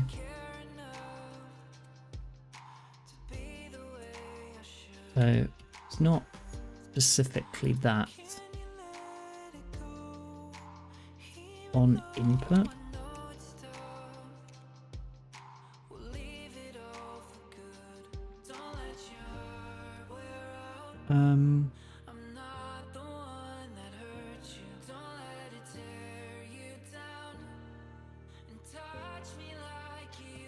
Interestingly, that doesn't pause it to save, because it flattens it before it saves it into the detail there. That makes sense.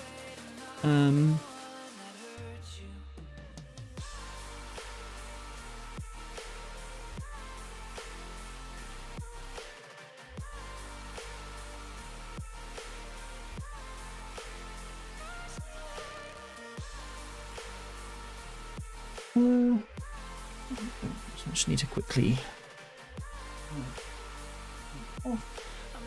close the currency. I'll be right back.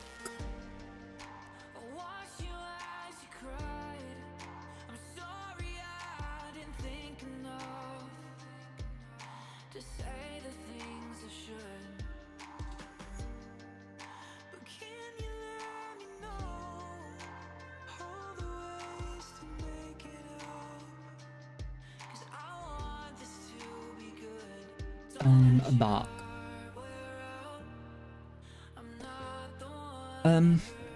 Input's not quite the right thing. And perhaps I should also have it a bit more. So perhaps the other option here is like on the actual input here. The data action. Let's close all those. Hotwire. Stimulus. Hello target data action. Yeah. So I think there's one in here that we're just saying action, and we're saying when it changes, we want to call the auto save.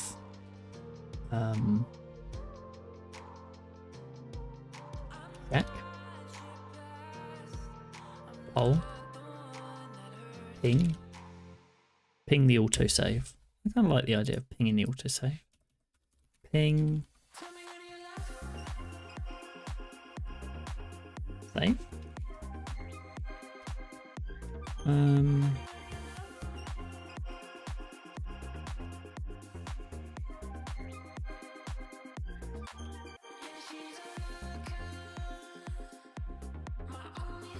But hidden fields don't have a change because there's no focus to them. So perhaps it's just input. Whenever input changes.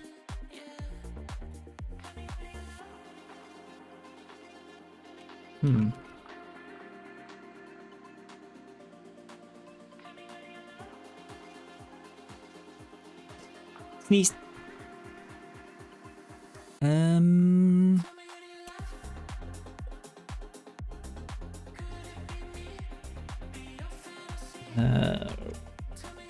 Input like events to. Let's just ask ChatGPT because I can't quite phrase the right search. And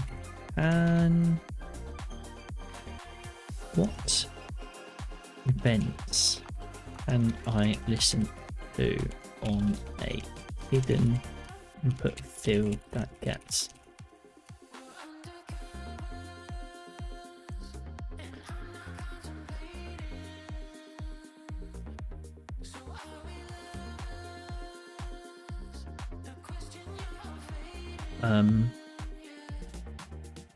mutation observer feels like so much bleh.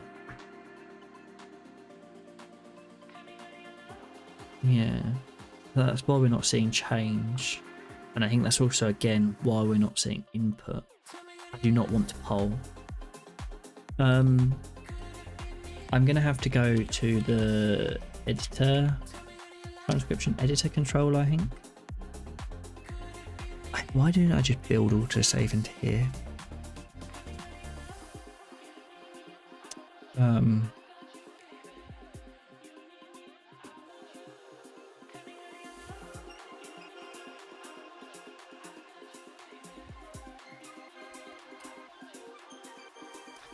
This is the code for a stimulus controller that updates the hidden field.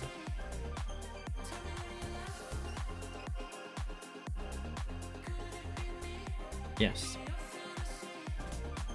I could dispatch a custom event. I'm not sure I want to.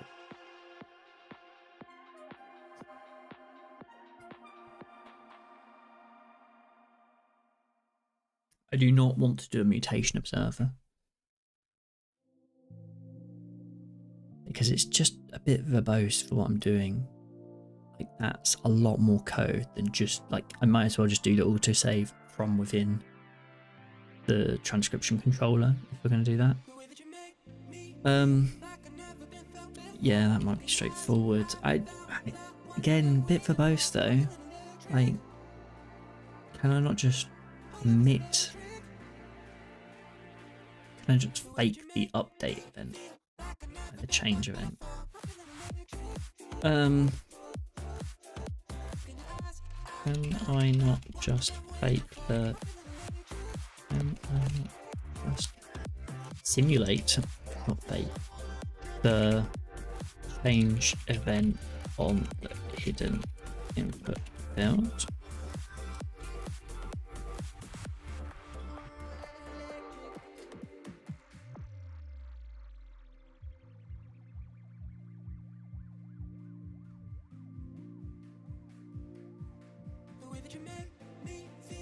I mean, the other option is just the simplest, right? Actually, like the input on the form did work. So why not just do that, right? This needs organizing. Am I in set mode? Yes, I am.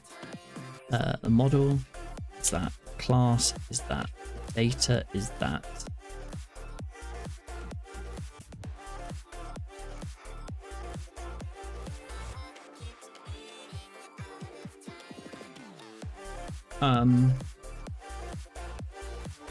And then data is the controller, and then the action. So then when we input to this form, we're going to ping the autosave, and then the autosave can do the logic around whether we do stuff or not.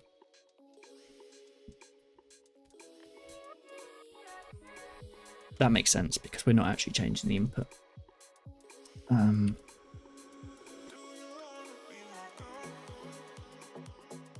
So when you do input to the form, it autosaves, it pings the autosave to determine what we should autosave or not.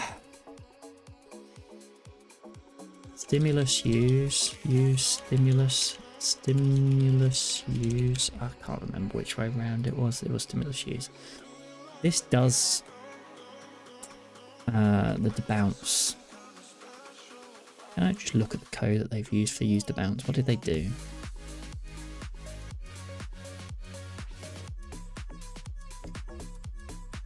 In TypeScript. Ugh, TypeScript. I actually don't mind TypeScript. But I'm trying to write as little JavaScript as possible. So why do I need TypeScript? Use the bounce, takes in the controller and some options. So obviously that would just be this, and then the options are options. And then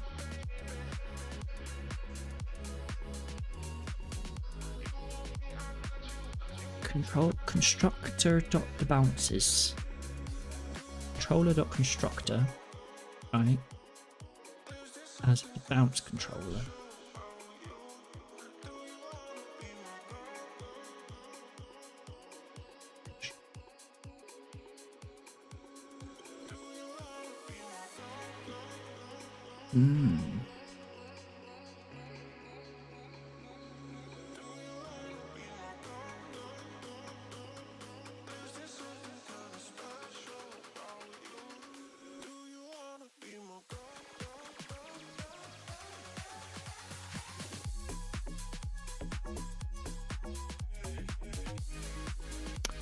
I think why not? Let's just give them a go, right? Is there docs for use to bounce?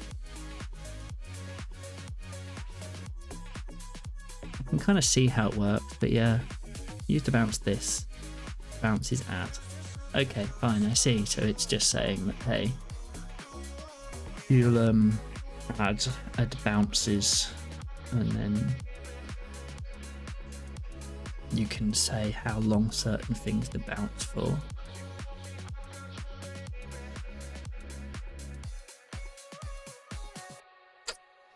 Yeah, screw it. It has instructions for npm install. I am not using npm install. I am using the great import map bin / import mark in stimulus use, is it? Yeah, sure.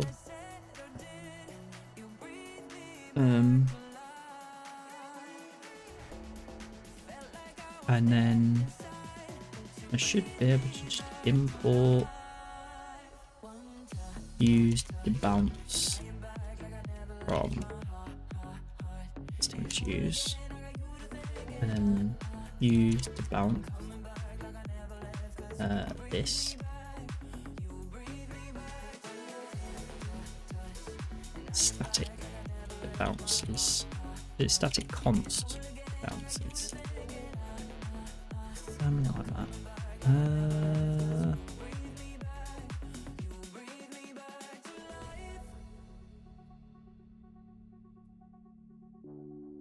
Come on, mate. Where's the doc? Use the bounce. I really don't need to do that. No, it would have been just ping, right? Okay. Now I should be able to go.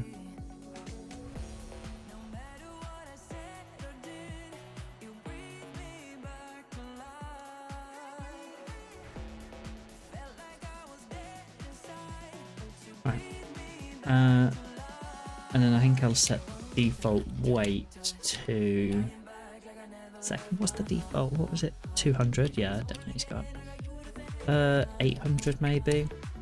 Not quite a second, but kind of a second. This is a test. Okay, sounds good. A little bit slow, but I mean we're saving, so I feel like we can have an indicator that says we're saving, and then it will save. Does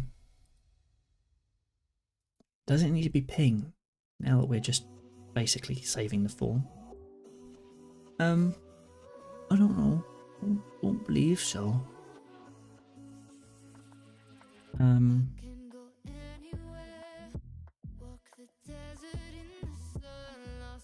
What are we doing here? We just this dot element dot submit. Is that kind of what we're doing?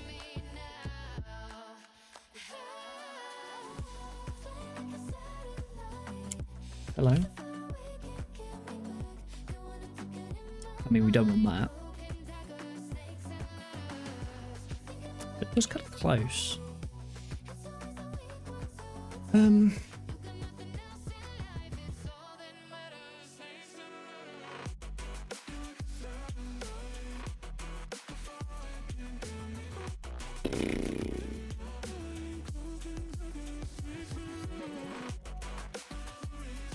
Controller, right? So when we update, at the moment we're redirecting.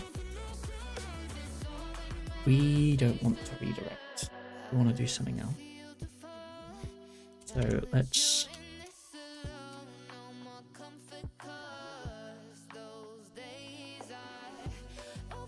how do you do a turbo stream response?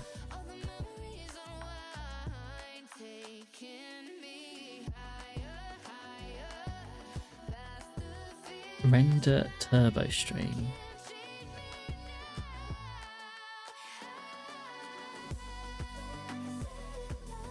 Yeah, so I kind of want to do something like render turbo stream.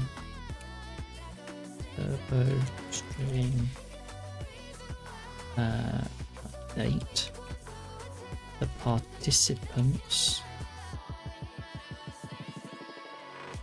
Is it telling me that's wrong?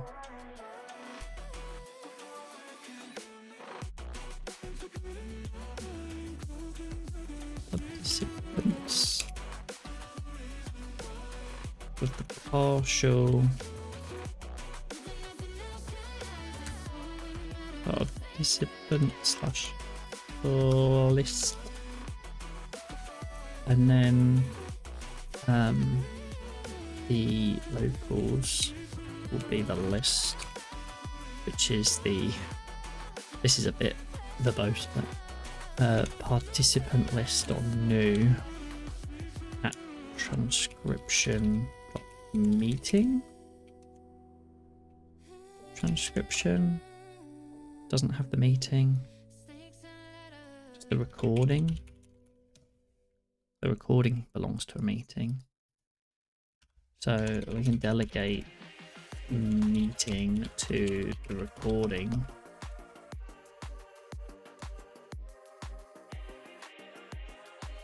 I mean, really, it's a belongs to through relationship, if that exists, but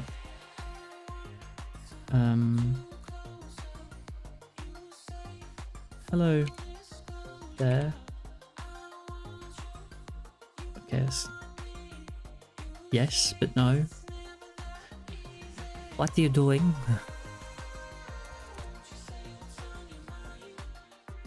Interesting.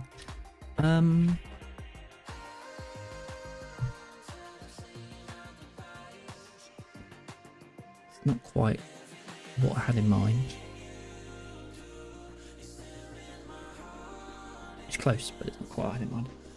I'm gonna have to be right back. So I think what I'll do is I'll create a new window with a new file that says be right back. Okay, that's not quite what I had in mind there, but be right back. And I'll be right back.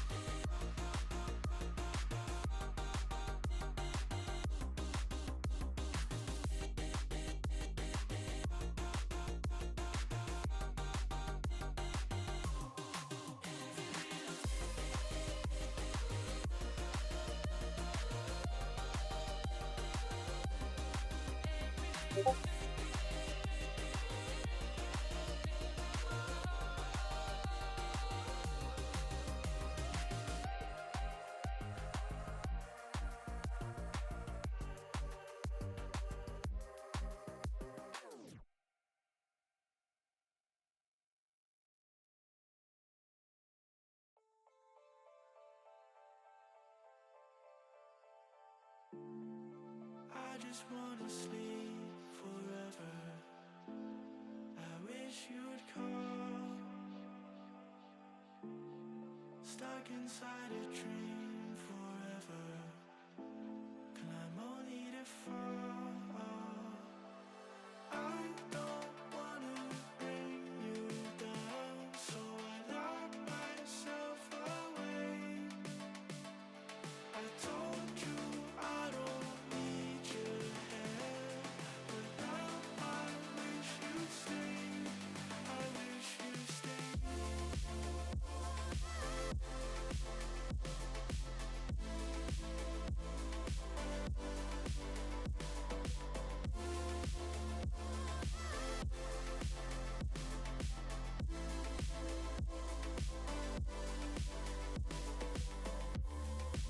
When the voices get too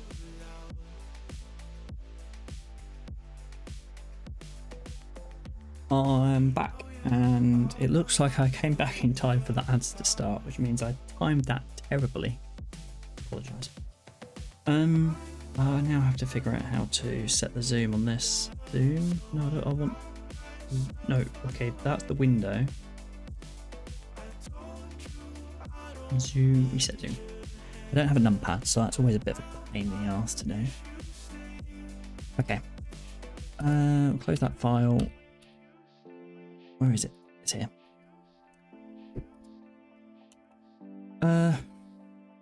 Okay. We're doing a turbo stream, but doesn't look like our submission, for some reason, is willing to accept a turbo stream.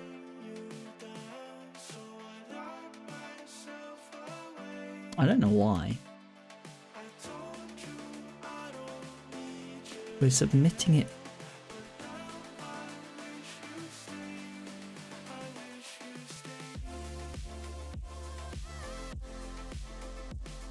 Got that slot. I'll get rid of that block.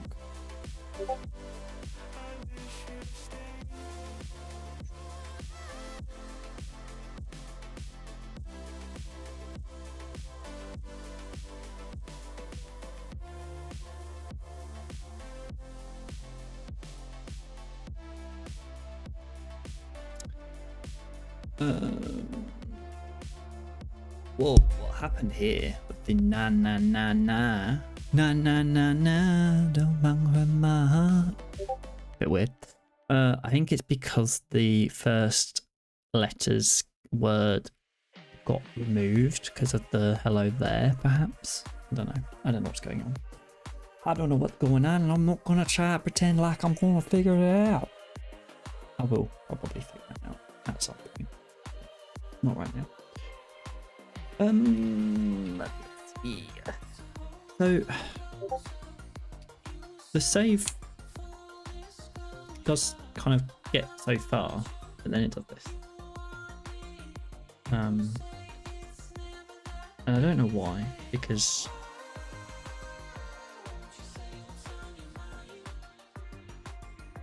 let's preserve the log.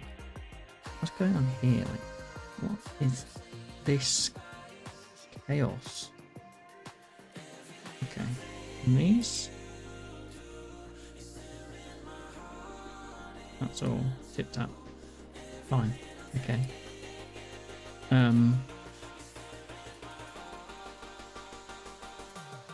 I coming out an exclamation mark. 10. It says, "Hey, I'm a turbo stream." But for some reason, the submission never accepted turbo stream.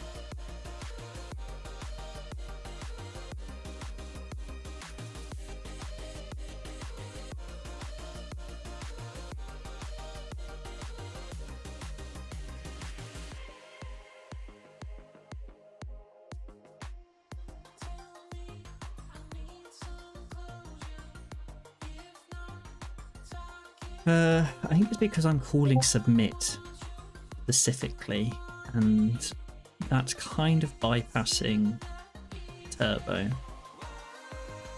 And so I need to be able to submit with turbo.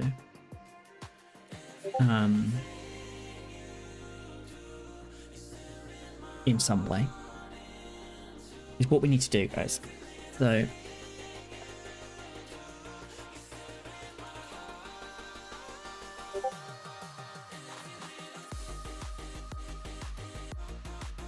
how do I submit my form?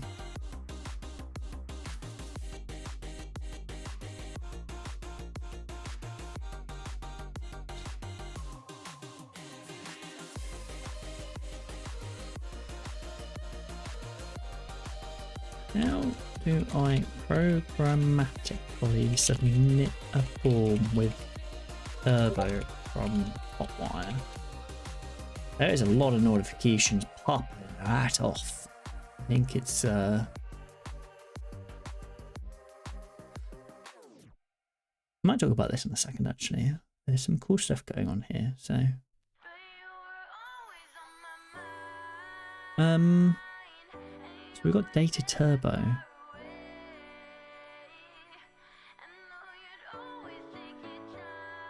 Request submit. That's interesting.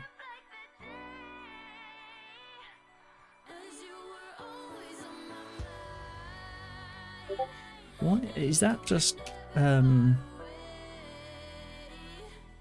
request that the form be submitted using a specific submit button.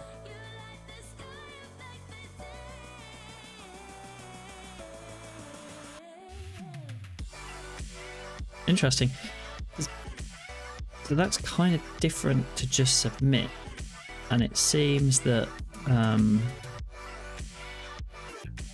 did they talk about it anywhere in their docs?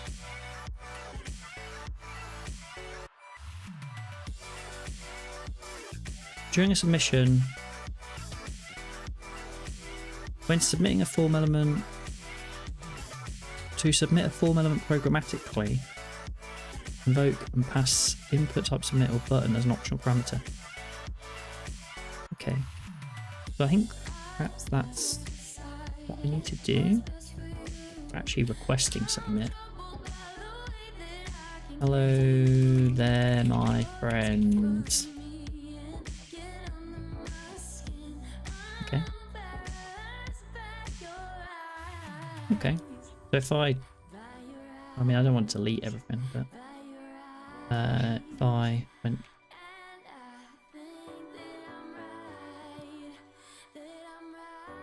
to here and deleted everything.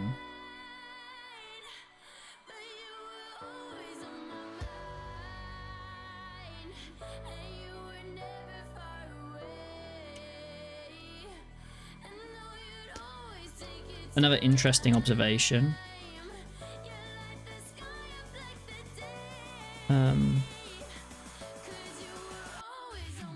Doesn't save until there's an input, which for some reason is literally like key presses, not backspace and not enter. So it isn't just enter, but it's also the backspace. But it's starting to work. I need it to really be this straight.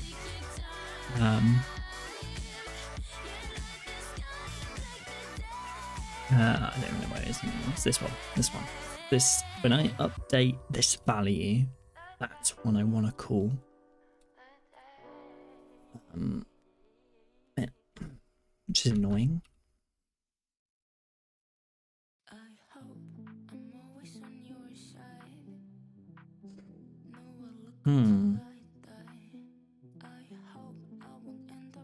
Just to organise these files. So we've got a form which has our two controllers. Got our transcription editor and our autosave. Our autosave is really lightweight. I actually think I'm just going to stick it in here.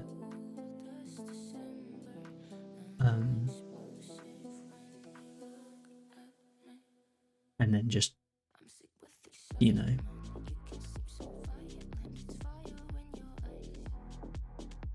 yeah,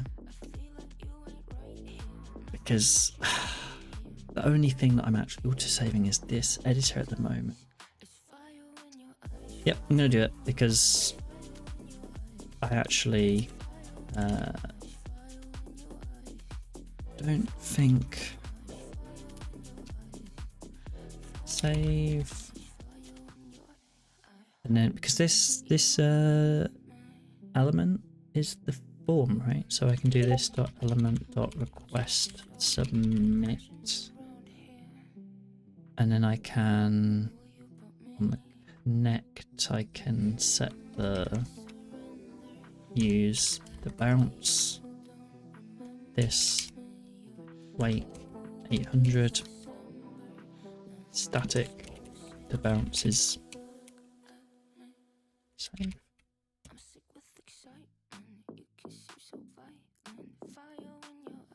And then I don't need the autosave.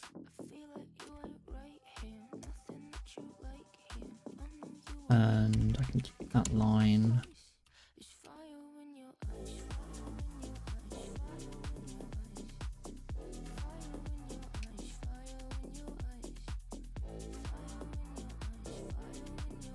Did I save these? Because oh, there's nothing actually calling save.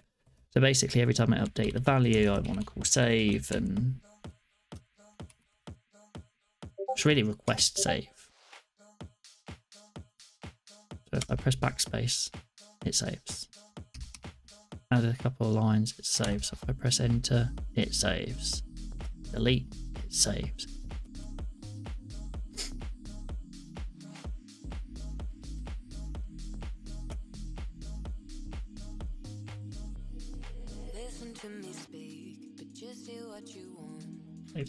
I need to set the scroll like persistence, because it's not doing the thing, which I think is just a data controller, if I remember correctly. Come to that, but we'll just delete this autosave controller, I guess. I don't like how this is doing multiple things, but we're gonna roll with it. I'm gonna roll. We've got our participants there. I want to quickly check the demo HTML because yeah, that's what I thought. I need these on the meeting slow one.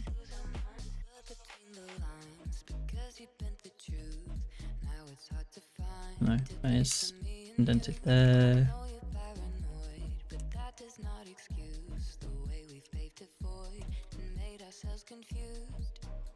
That's correct, isn't it? Yeah, I don't know why. Did I get one too many divs in there? Yeah, I did. Because actually the thing that goes there is the ending one. There we go. And now when I scroll, it should stay. Shouldn't scroll like that. Oh, but the height, that whole fixed container thing. Ugh. I need to come back to that. But now I can delete, save. So this is modifying based on the number of participants, which is coming from the recording. Actually, that kind of comes together quite nicely. What have we got going on in our diff at the moment? We've got our participants controller. Our transcription controller now just updates that participants list when you save. I assume this is like an array, right? Like an array of turbo streams.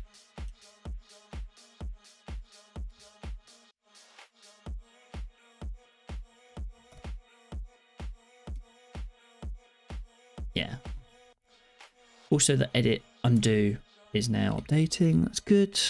I imagine I'm gonna have other stuff in here at some point, and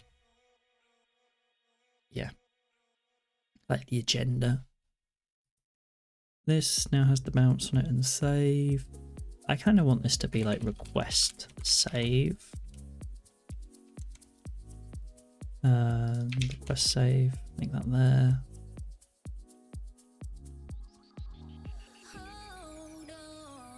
The participant list is the model that's doing some of this calculation, extracting some of that data out of the meeting and the transcription.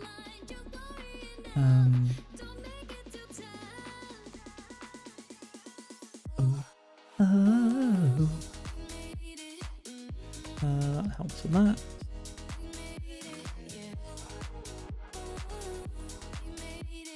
That list down there.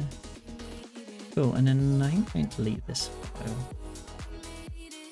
So, yes, delete. Always have to be extra careful with that because I've deleted far too many files that actually were something that I wanted to keep.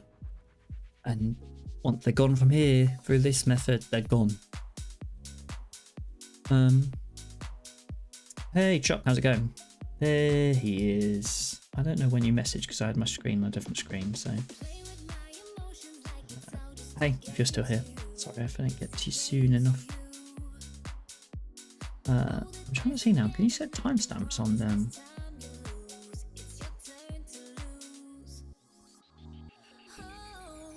Surely Twitch chat can have timestamp. Yeah, there it is. Oh, I go. But yes, I'm still here. Cool. Yeah, I think I had it switched over to music. Taking down Christmas decks. Nice.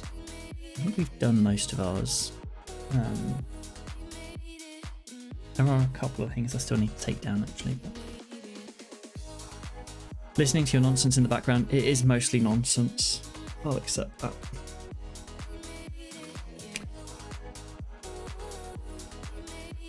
Blabbling away.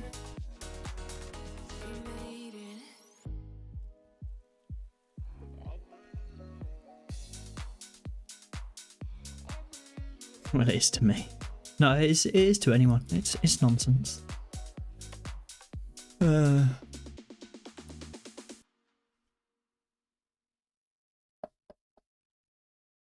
Don't need the submit button now because this is going to auto save. On mobiles, can't easily read what you're typing as you go. That probably makes it sound even more nonsensical, to be fair. I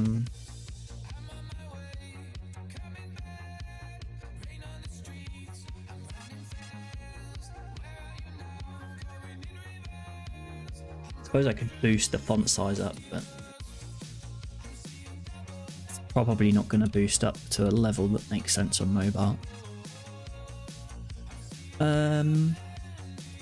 What am I doing now? I don't even know what I'm doing. I did the autosave and I got rid of the save button. And I feel like I probably should commit that at this point.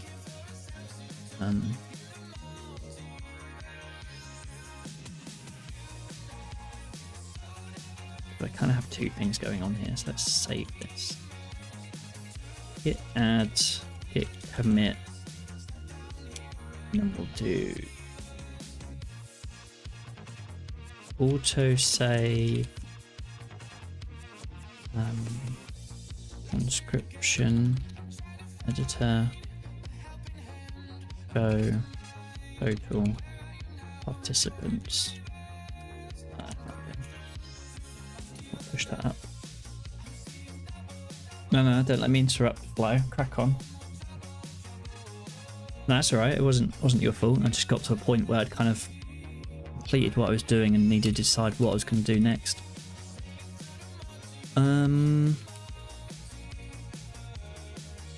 What I'm trying to do next, I think, is get to... so I now have this saving every time you change it. And now I need to list out the participants down the side and allow me to create some sort of interface where you can change who they are. It'd also be quite cool to see when they first speak.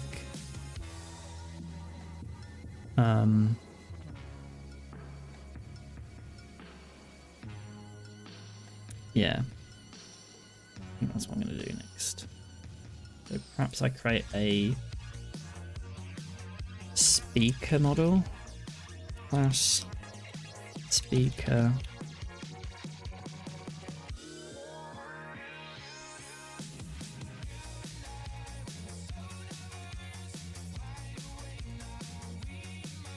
Do I need this? I'm not gonna pop this. I'm gonna delete this and put it back. I'm gonna keep it in the same file for a second while I figure out what I'm actually doing here.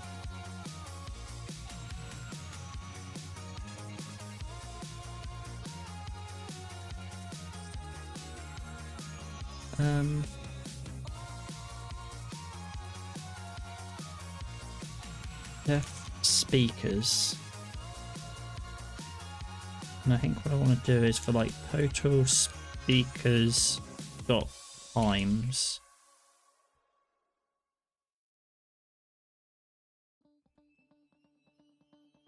I want this to be an array, so I'm kind of array.new.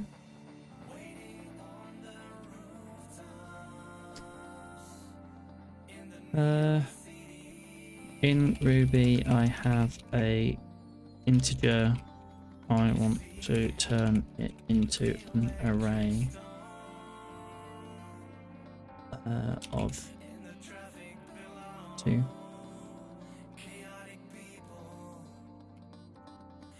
Array with that many items?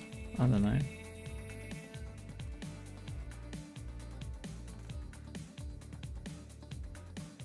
Array.new size. What's the crack with having music playing? Just accepting that pods won't have audio. The music's on Monster Cat, which is a subscription thing, and then it's all royalty free. Oh shit. It's on here.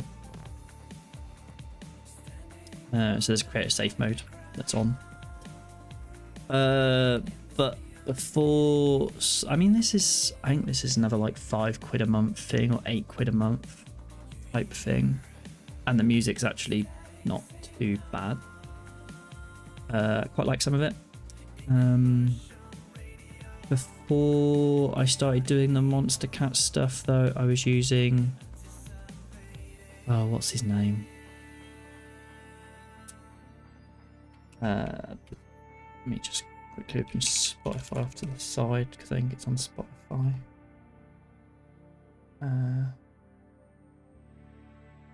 What's it called?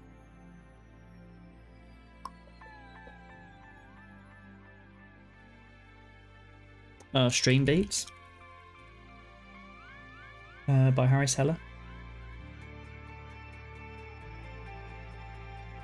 So I was using these before as well, which are pretty good. Like Stream Beats have a whole bunch of royalty-free music that you can just use on streams and stuff. So I sometimes use that. I use Monster Cat a lot now as well. I may do the same. I just had my own music playing to me and stream couldn't hear it. Yeah, I can't work without music, and having it playing to my own would be one option. But Happy New Year's. Happy New Year's to you too. We need to organise something at some point. Exchange presents and stuff. And it's also your birthday soon, so we need to do something.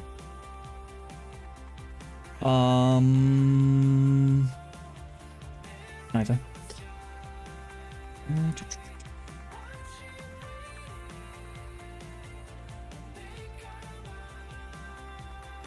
Tis indeed. I think this approach is probably the one that makes the most sense to me at the moment. One total speakers map to I end, and then having the D&D all round for an IRL session. Nice.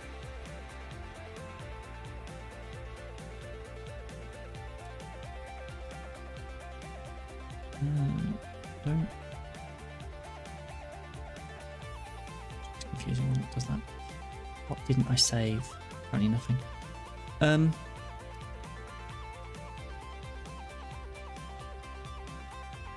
Particip list. Okay. Render list dot speakers.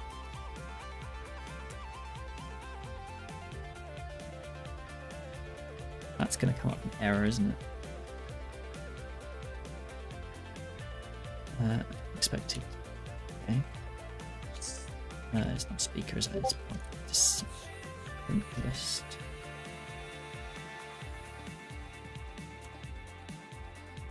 Visualize index. Number. ID.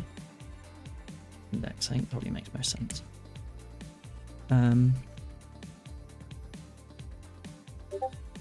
It has to have partial path.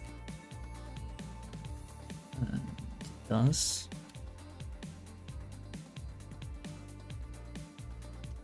Def, to partial path, participant slash participant. Probably confusing because of the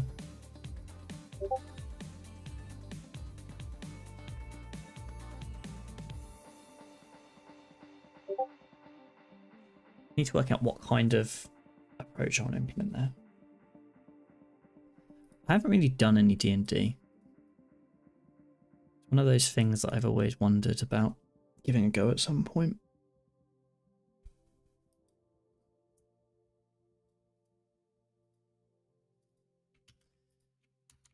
To partial path is going to render the participant. I now need to create that.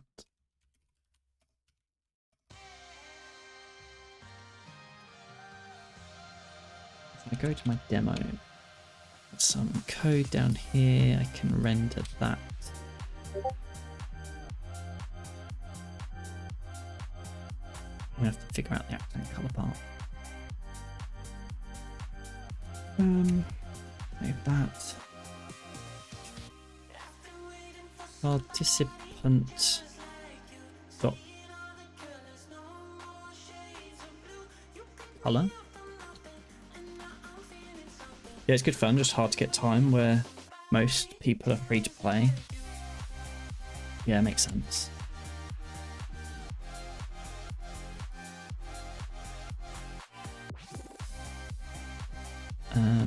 I'll have to fix these bits in a bit.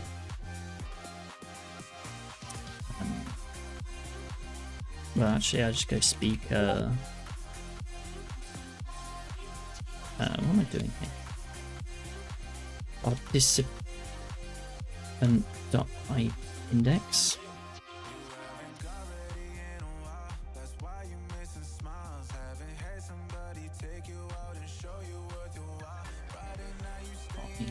Def color and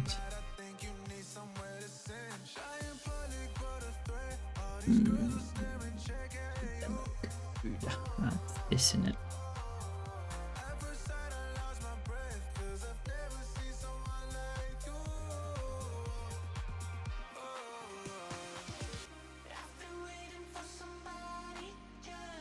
Add leader index. Okay, got a whole bunch of colors, and then we say we're going to pull out the one based on the index we're on. And hopefully we won't ever have more than 10. More than 10 people in the meeting.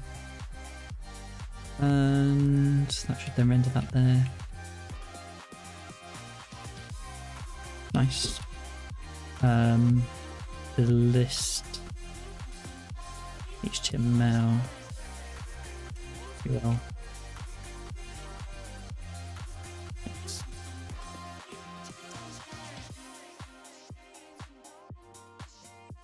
VX P save. That does that, but there was in the demo I had these two classes on it as well.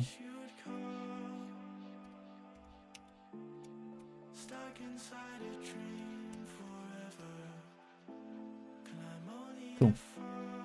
There's 8 speakers. Delete a whole bunch of text. There's now only 3 speakers. I undo. There's 8 speakers again. Pretty sweet. I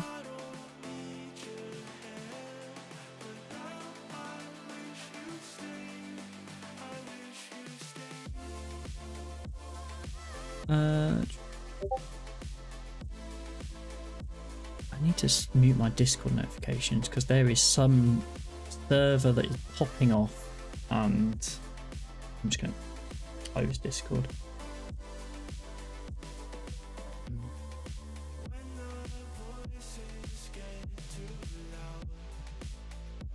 Oh, instead they're just coming through my phone now, which is, you know, great.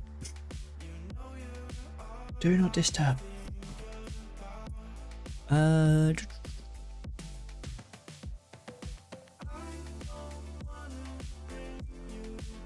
Okay.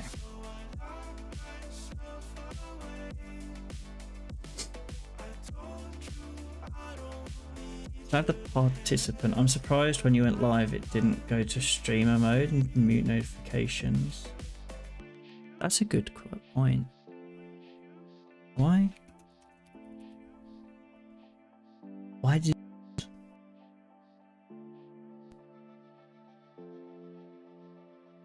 I forgot that it was like a streamer mode thing. I turned that off or something at some point.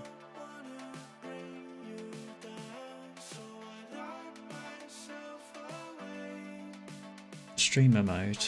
I need to turn on streamer mode. Automatically enable, disable. Okay. Yeah.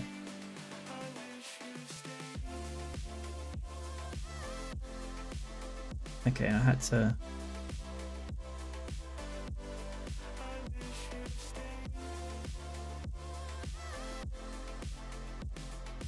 Okay, thank you. I completely forgot that that was a thing. It normally does it for me as soon as I open OBS or Streamlabs. Yeah, it's a setting in here. I just found it. Just turned them all on. I don't know. But I don't know if I needed to turn this on because this one should turn it on, but maybe it needs to be on now because OBS is open, and when I close OBS it will turn this off. I don't really know. Yeah. Yeah. Yes. It's back over there.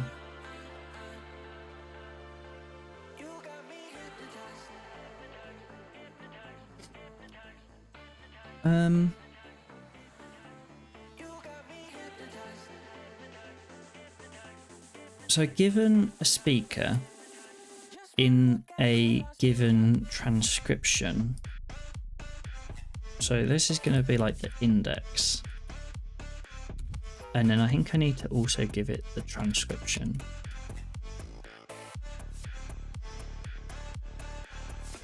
A new speaker for a transcription.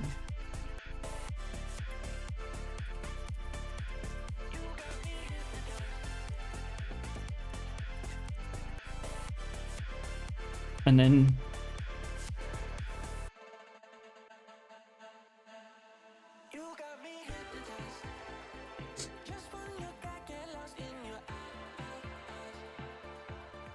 what I kind of want to be able to do is like def first spoke, first occurrence. That is not how you spell occurrence. First seen in the meeting, first spoke. A lot of programming is just trying to come up with names for things.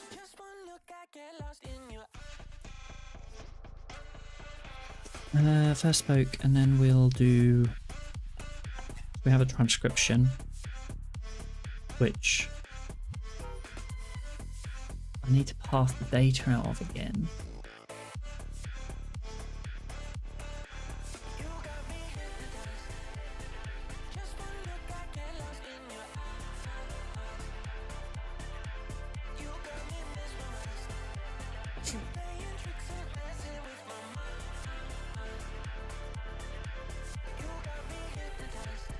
I need to add this to the transcription because it's getting a bit annoying. Asked def asked data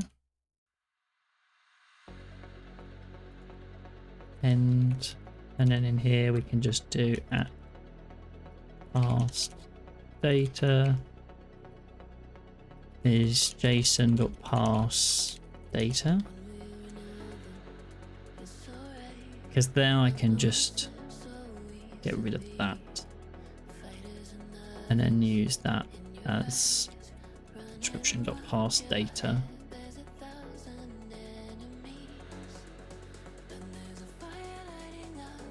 That's a bit cleaner then, because now I can use it in here as well. do transcription as well. We'll have access to that then. And we'll say the transcription dot past data. I need to check what that looks like. Remind myself.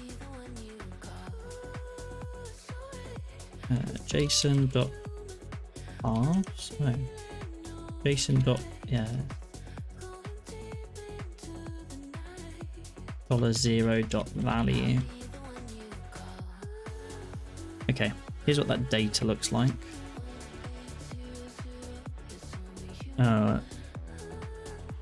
We're currently using the speaker bit here. There's segments. There's also items. There's less segments. But I'm not necessarily updating this. I am updating the segments, I think.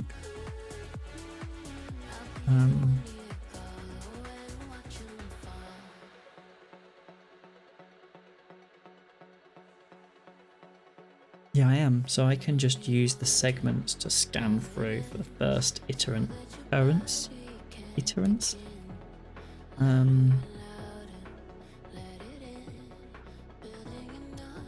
These are all.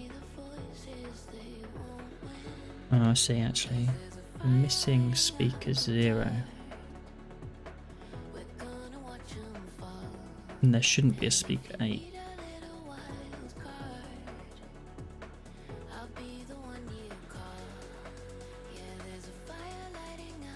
That was in the participant list. That was here. I need to go from 0 to total speakers. There we go. That's better.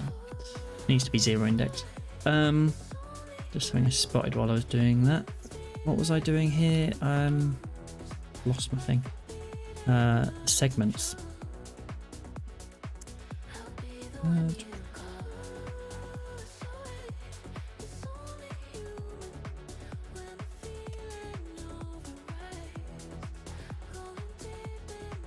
I think I can just use results, speaker labels, segments. Let's grab that first. Results, speaker labels, segments. And I'm basically trying to just find the first one that has the speaker label, speak 0. Ruby array find. I have searched that before, but find. Get the first. Okay, I don't want, not quite the first. I could filter. It is really a filter and then just the first from the filter. And then I can also get the last as well.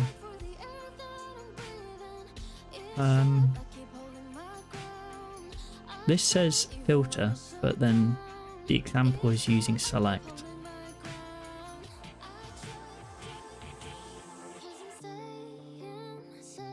Because filter isn't an alias for select. We'll just use select. Dot select do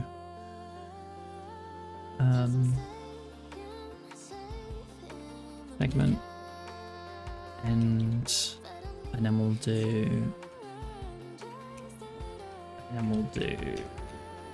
segment dot first dot. We'll just return segment first for now.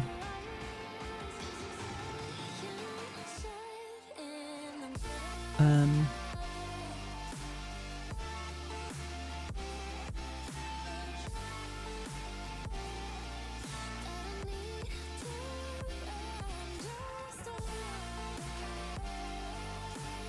going to grab a segment and we're going to just check that the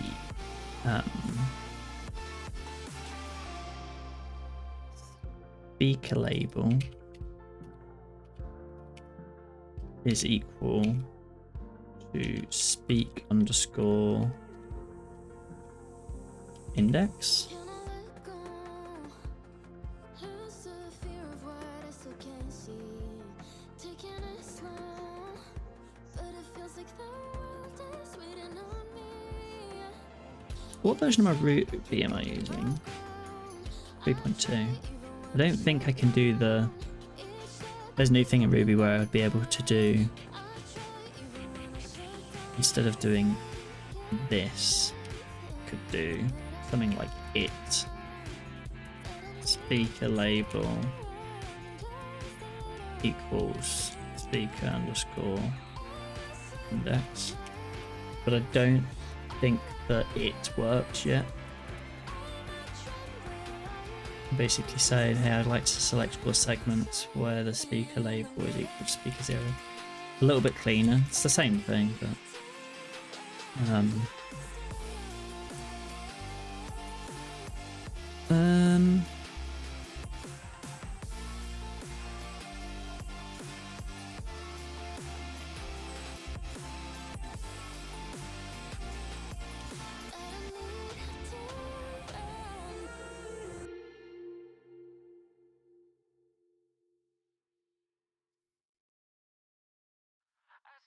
and then out of that first, what I actually want is the time, the start time. Start time. Is that underscored?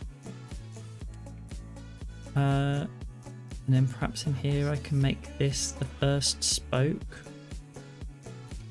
Participant dot first spoke. It all broke. Undefined variable speaker label. That's because I needed to put some quotes around it because it's not a variable, it's a string. And segment is because it's segments, not segment. Okay. Actually, not bad. Let's just put segments into there. Shift V, Shift V, J, X, P, undo, P, there we go. And then DT on that.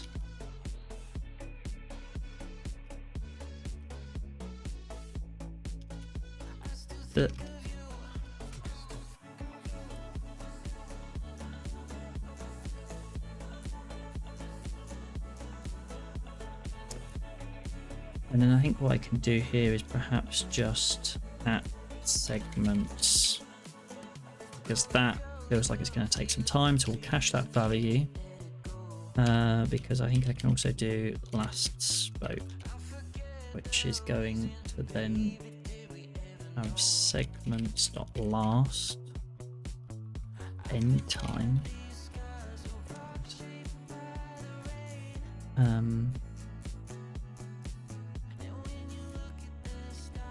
Participant.last spoke.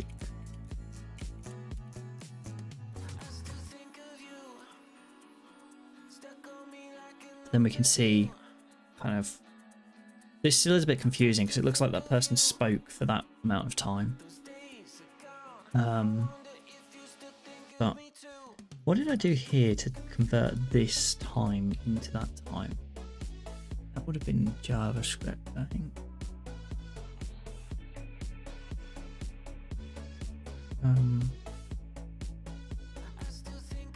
That would have been in the extensions utterance node.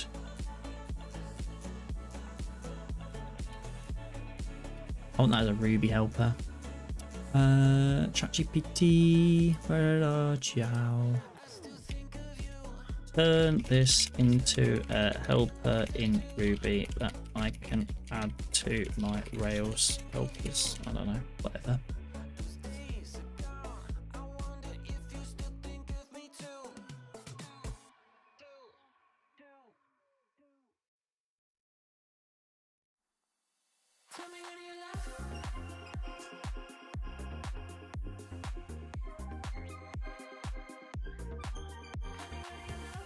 Or is there something that does this already in Rails? Actually, before I add this, there's probably going to be like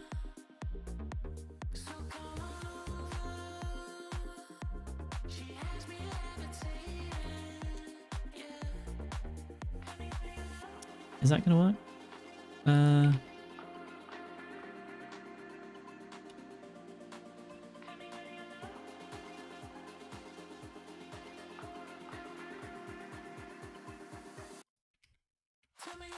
No, that's not what I want to do. I'm kind of using this weird hodgepodge of going to insert mode. Escape insert mode. Copy. Okay, it's gone into visual mode. Change. Participant dot first spoke. That should get me a number of seconds.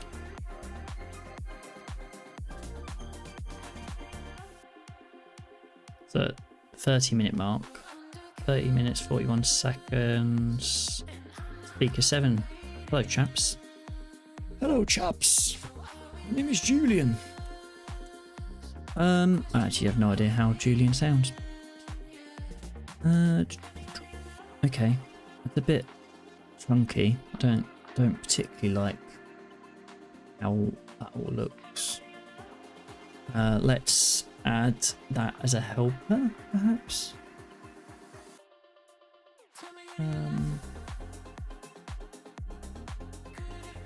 Helpers.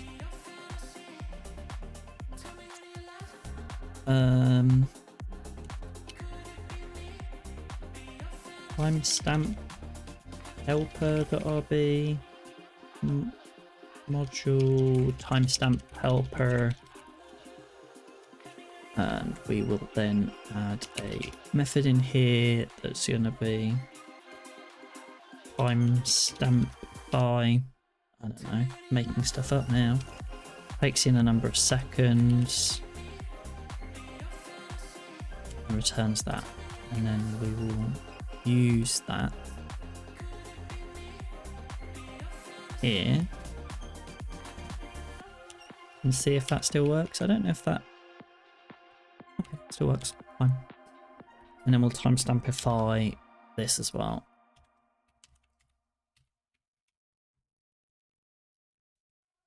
Cool.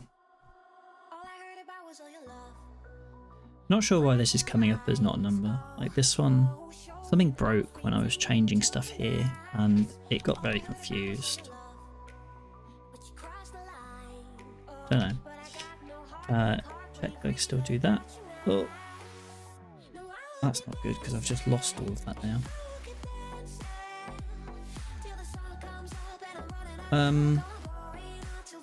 Because all of the segments destroyed.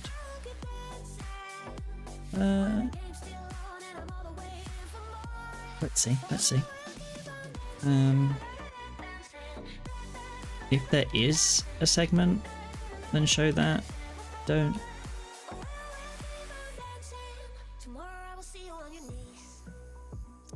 Not sure that ampersand is going to work there. No.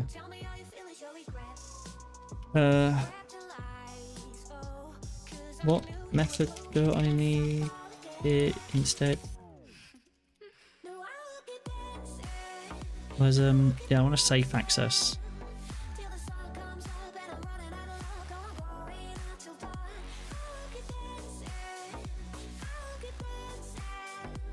I thought there was like a safe access thing for ashes like what get or something.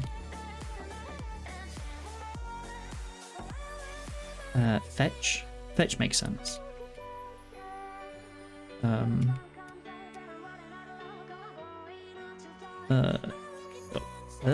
What? Why can't I type? Definitely not what I'm. Insert mode. Dot fetch.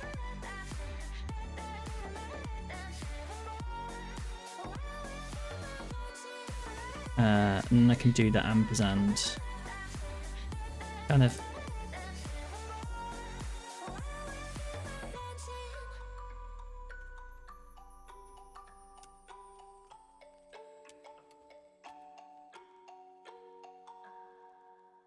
Time dot at seconds.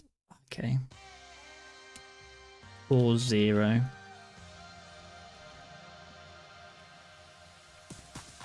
I need to see what. Okay, it thinks that they're the third speaker for some reason.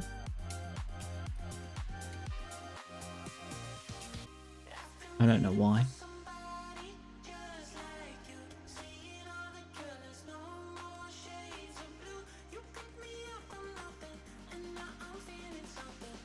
That was weird. It had a speaker in the segments, but they didn't have. I mean, we're looking at perhaps two different things to work out the number of speakers, so maybe that was a problem, or perhaps there was a saving, like a race condition error or something like that. I need to go all the. I've lost my undo ability now, so I need to go grab meeting 14 into meeting 18. Let's just do that. Rails C to go into the console. We'll say m equals meeting dot find 14. M dot transcription dot data. Yeah.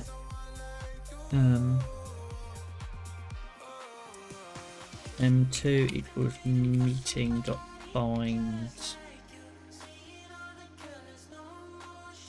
18.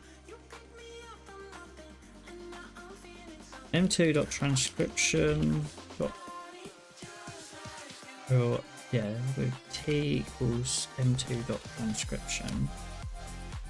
And then we'll go T dot data equals M dot transcription dot data. And we'll do T dot save or save. And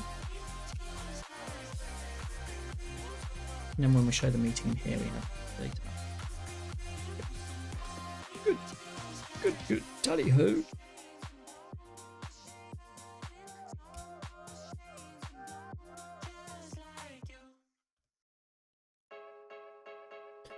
And obviously that means that they all spoke.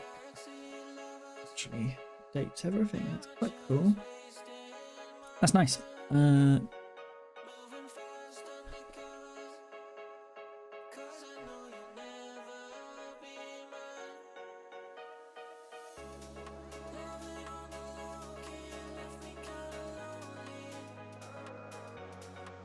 And the colours match up as well, which is good.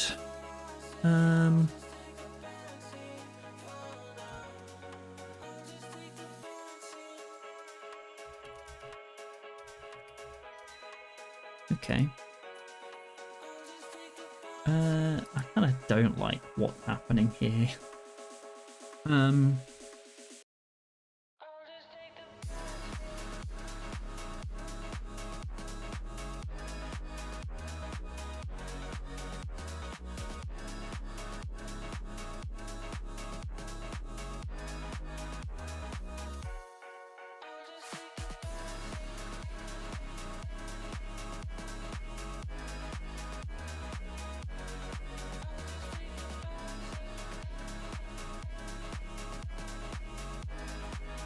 I kind of need to return like nil here. It didn't speak.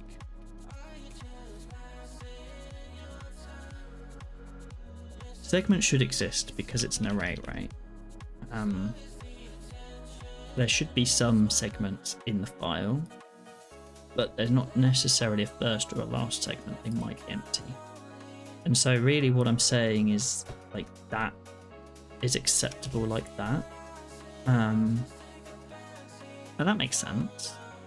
And then in the participant part, I'm going to have to do something like if participant dot segments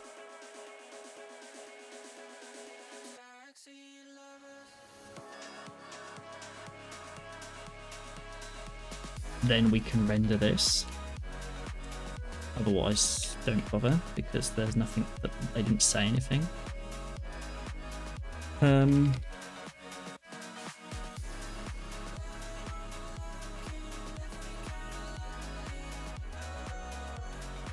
It's still trying to pass timestamp in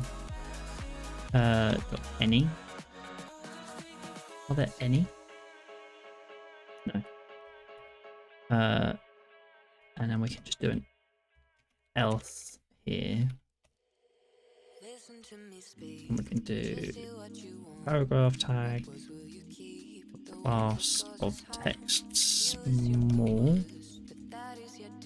They didn't speak.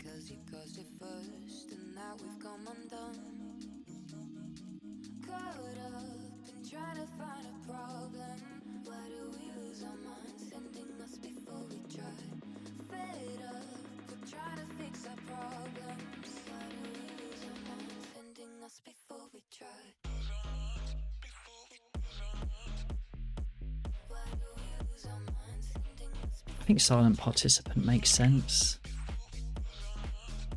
And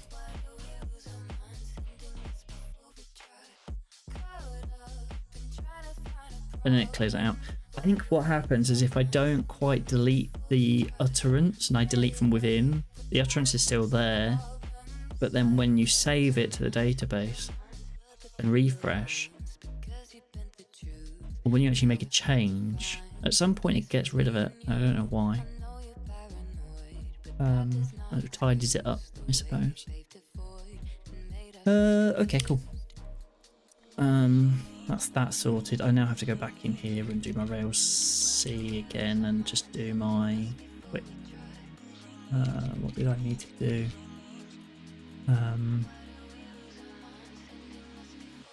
I guess really what I'm doing is I need to do t equals meeting.find 18.transcription and then t.data equals meeting.find 14.transcription.data, and then once that's done, t.save, and then I can refresh.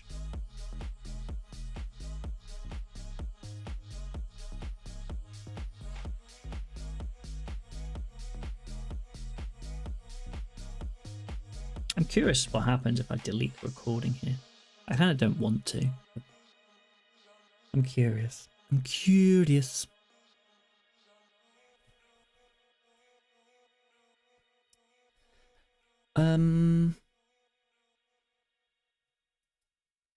Wait, okay. The two are quite well in sync. I need a way of naming these. Is that a new feature? Should I save what I have here? I think one thing I'd like to do while I'm just in this space perhaps is the utterance node.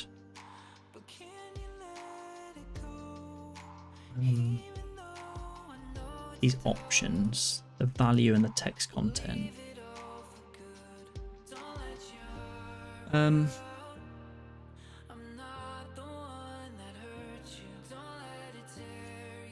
Replace speak underscore with speaker. Okay. Just because then it matches up closer to what's here.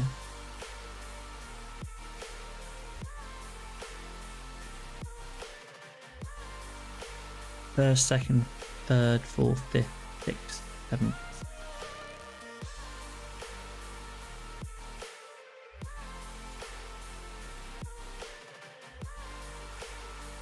Numero 1. Zero indexing is kind of a little bit weird and awkward.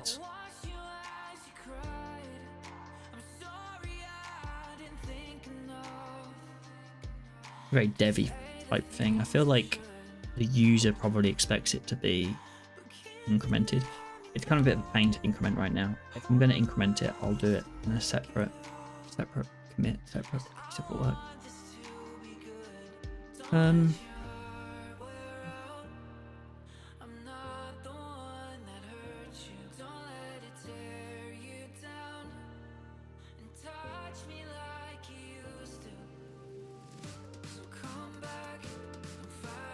Okay, cool. And then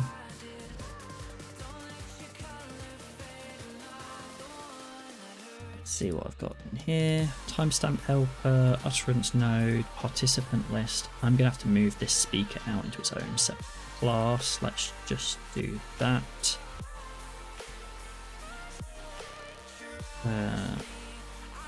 Let's see. I'm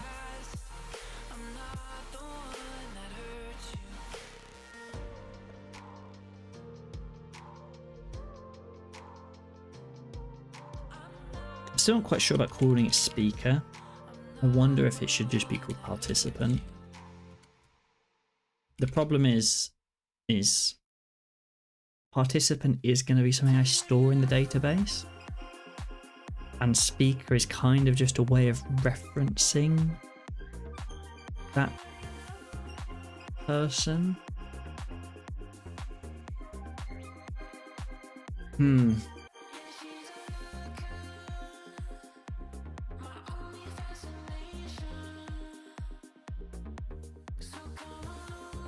How do I want to do that bit?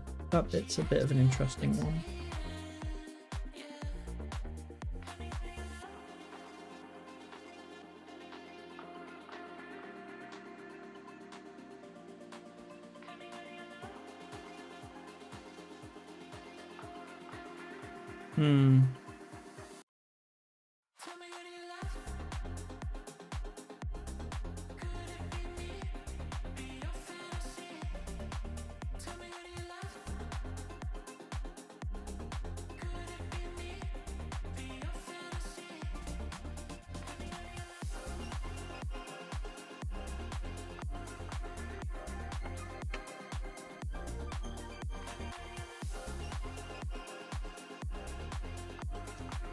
Yeah, I called it speaker for now. And then we'll Shift B, delete.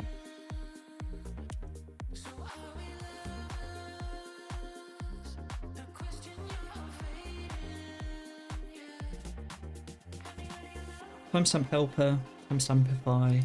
The utterance node, we've changed the text.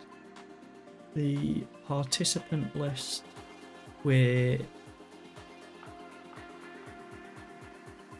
added the ability to get out total speakers through the past data, and then we use those total speakers to map them to speakers. Speaker class then gets the first spoke, last spoke, set to color, and has the partial path, also has the segment from the transcript. And then past data. Well, is it in there now? Cached appropriately. And those things. I feel like this is probably needing to be renamed to like speaker.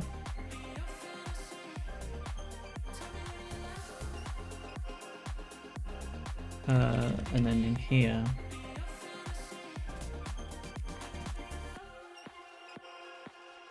Check that will still work. No. I've changed it though.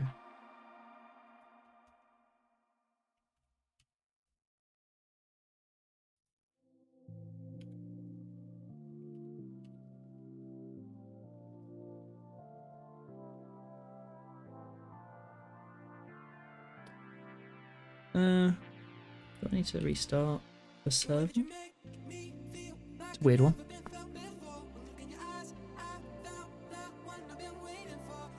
And now it's speaker, not participant. Fine.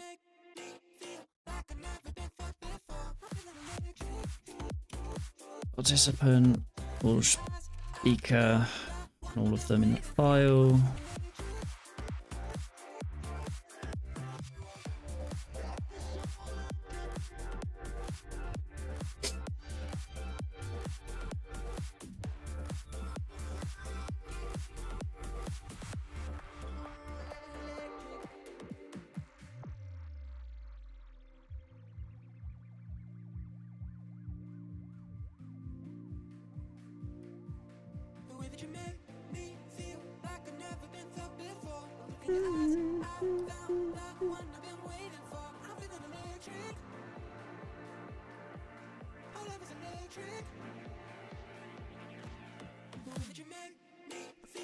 Yeah, okay.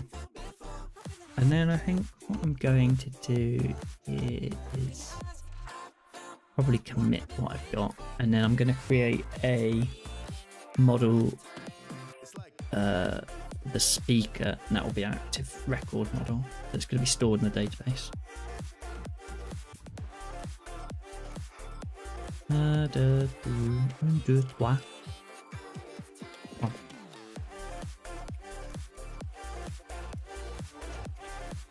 Let's save this. We'll say that what we do here, we show render speaker list, render list of speakers. That's what we're doing. And then we'll do Rails G model participant. We'll have a name for the participant. They're going to reference meeting.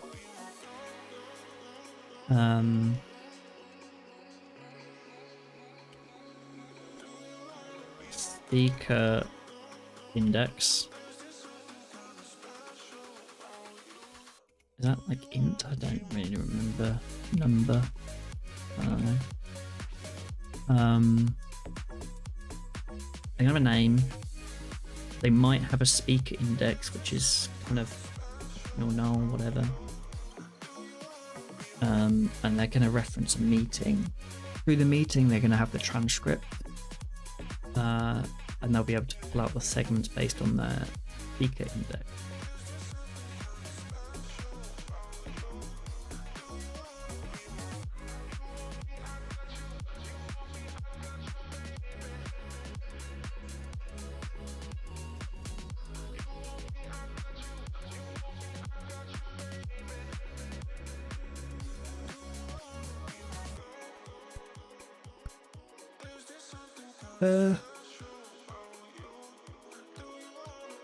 Rails generate model, participant name, speaker index, meeting references.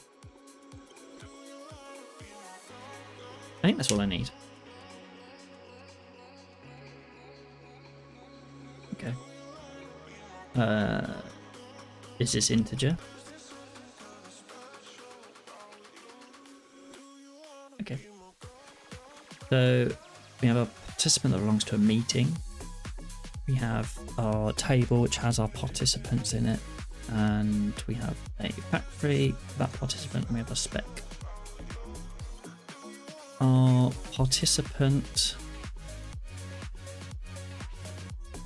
is also going to, I want to check, is it belongs to room?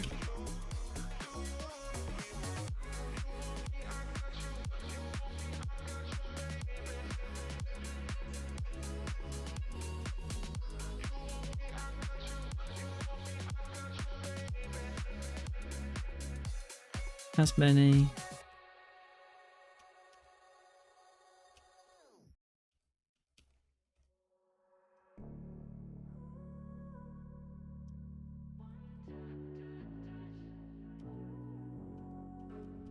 Found me right here. I'm running out of air.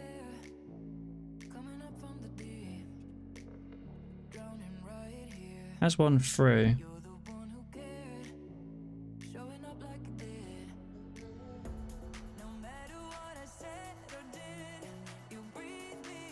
So let me get my head around this a second. So we have a meeting, and the meeting has many, can't remember, has one transcription through recording. And so this belongs to a meeting, and through that meeting it has one transcription.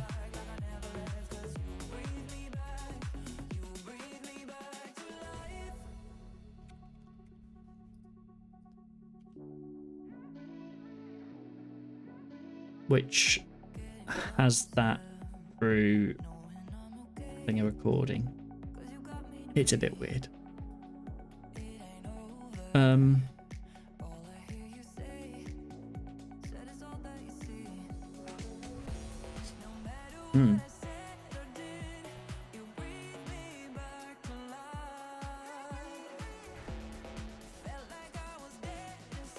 What's the point of all of that? The main point is I give these a name.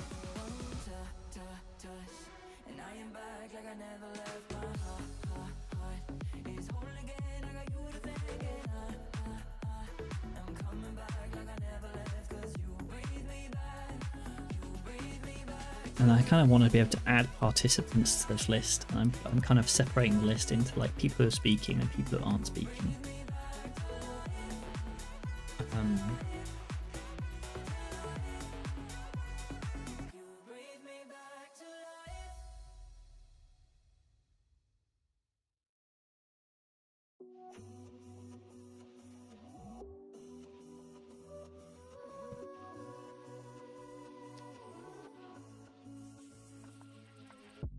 Yeah, because I still need to.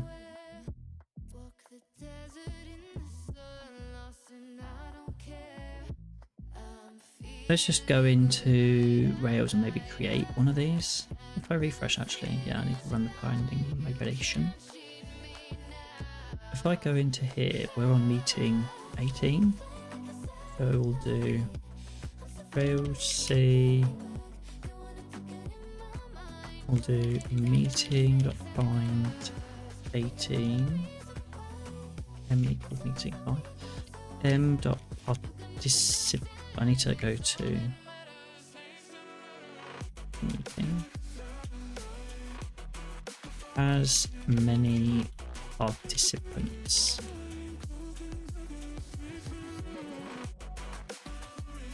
Reload. Is that m.participants dot create m.participants dot first p dot name Josh, say Josh is that first participant, and we'll also say his speaker index is 1. P dot save. Okay.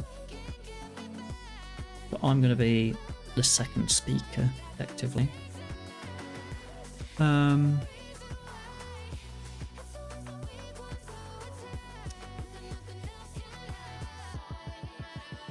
So if I go to that speaker model, perhaps I can pull out in here like the participant by doing participant meeting. Oh, I have the transcription right. Transcription meeting participant.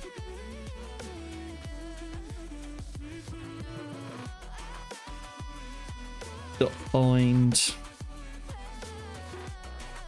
index is this index. Is that right?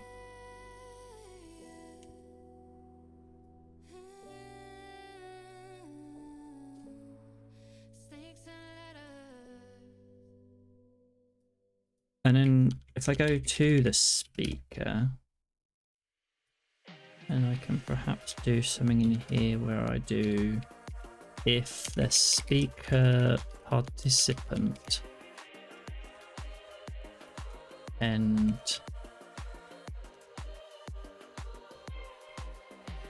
speaker dot participant dot name.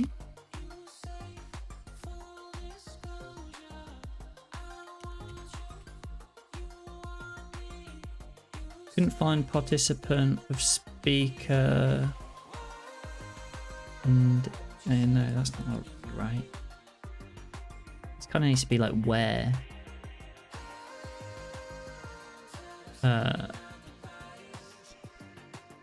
Find by. Yeah, okay. It's not the most performant way of doing it, but it kinda does it.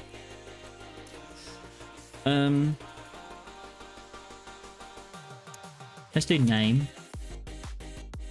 in here, and what we can do here is we can say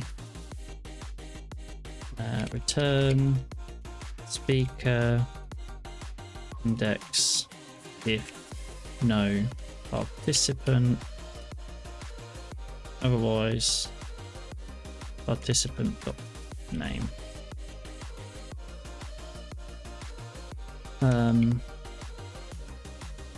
And then in our speaker we can get rid of this, and we can just get rid of this, and we can just say speaker.name.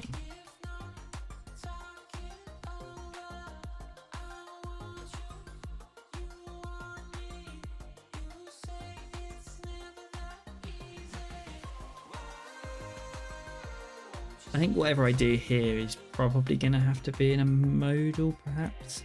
We'll modify this central section.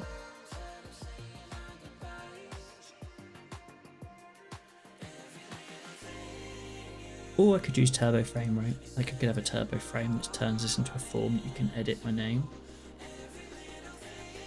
It's probably the easiest way. It was a bit more interactive then.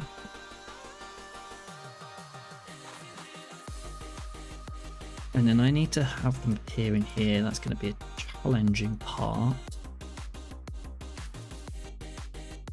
But I think I can surface that up in the JSON, right? And I can probably have that turbo stream update that JSON, which causes it to be render. That's quick, yeah.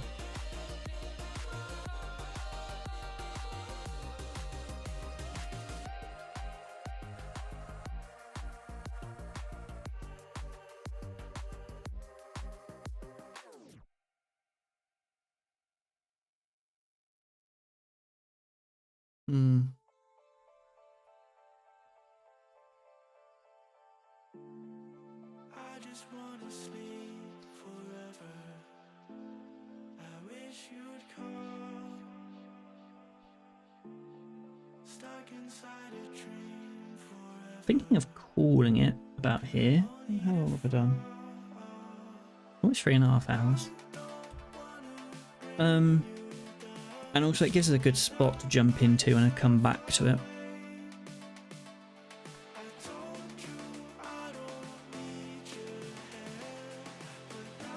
No! No! Can't call it. I've not finished with the decks yet. I'm sorry. I'll keep going.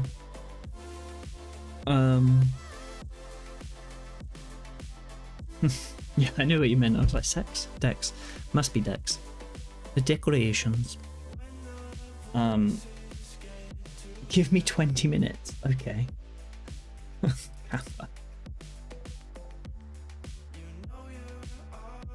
I've got some emotes now, by the way, as well. I've got ducks.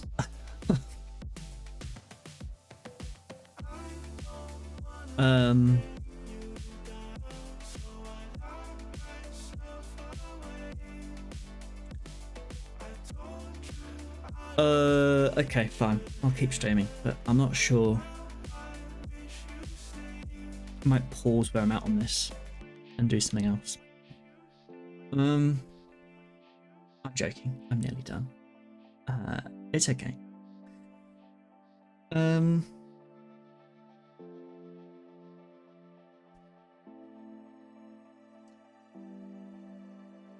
You crack on, go get dinner so we can play games. That's tempting. I won't be having dinner till later though. I'm not cooking tonight though. Kaylee finishes work at 6. She'll be back by 6:30. I imagine we'll be eating dinner about 7. Or 7. I don't know. We'll see. Could probably do some games though at some point.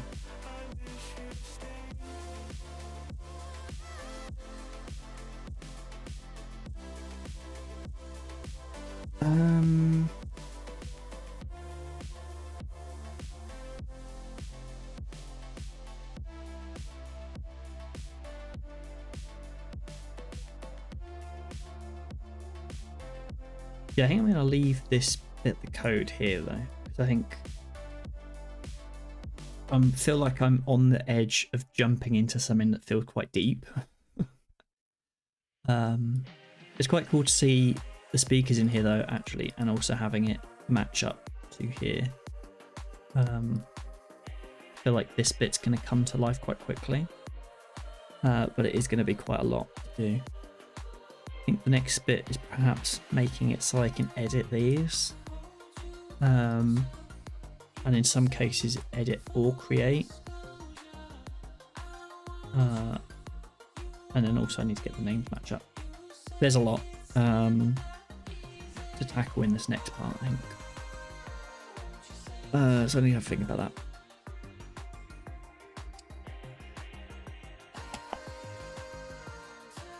Yeah, I'm gonna put it there. Let's see, what else have we got in here? Close these other tabs down.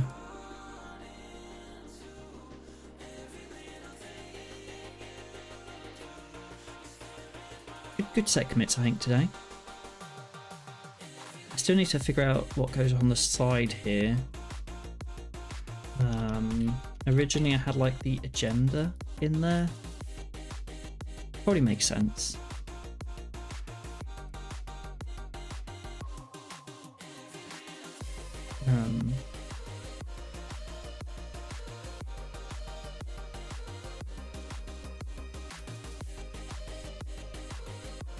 And I probably need a saving in. There's a lot still to do.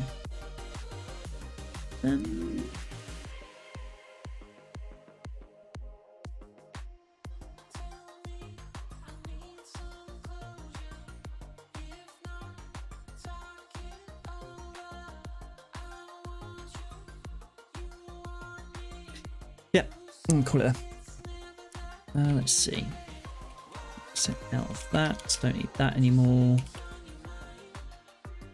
I'm not going to commit the code here because I'm going to leave that for tomorrow. So when I jump in tomorrow, I'll be like, what was I doing? And I've got these 8 files to just flick through and remind myself. Always quite a good way of doing that. Yeah.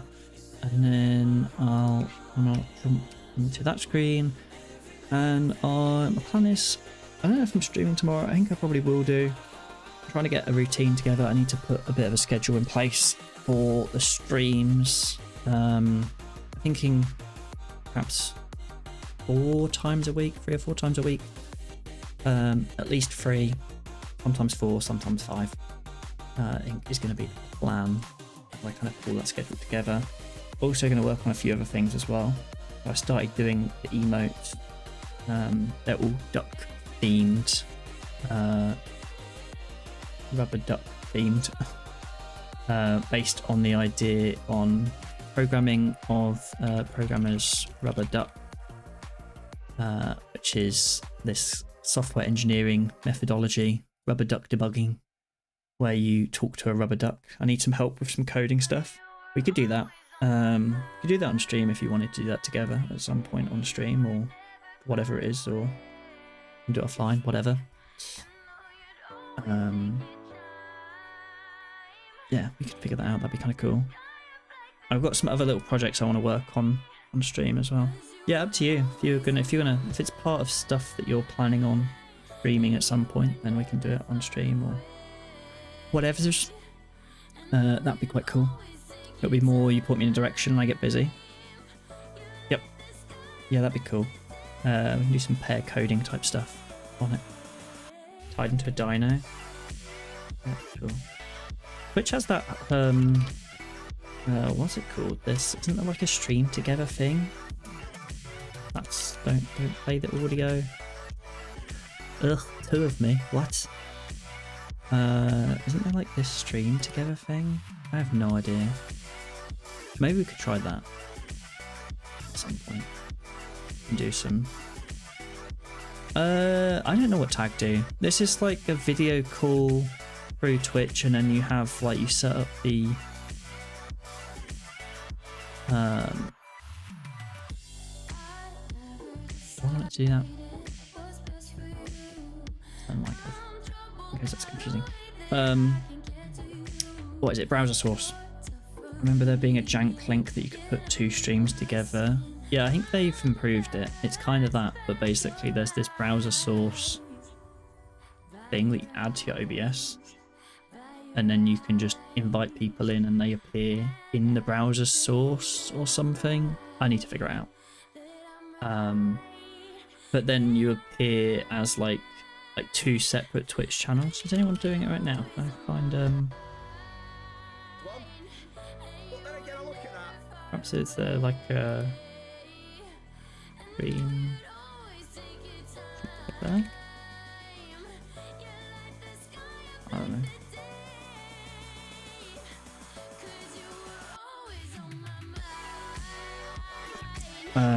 Oh, Prime's doing his NeoVim RC revamp, so I'm probably going to watch that in the background.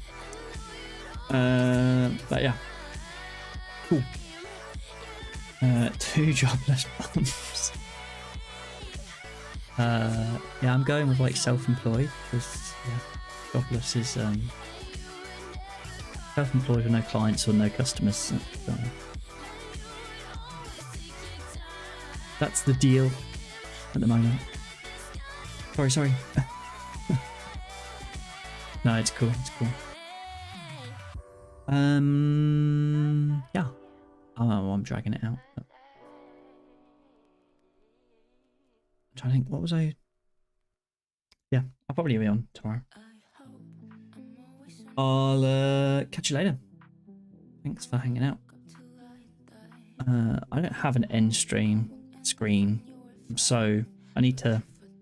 I've only just pulled some emotes together. Featuring a bit and keep an eye out for tomorrow's. Cool. Thank you. See you later. Bye.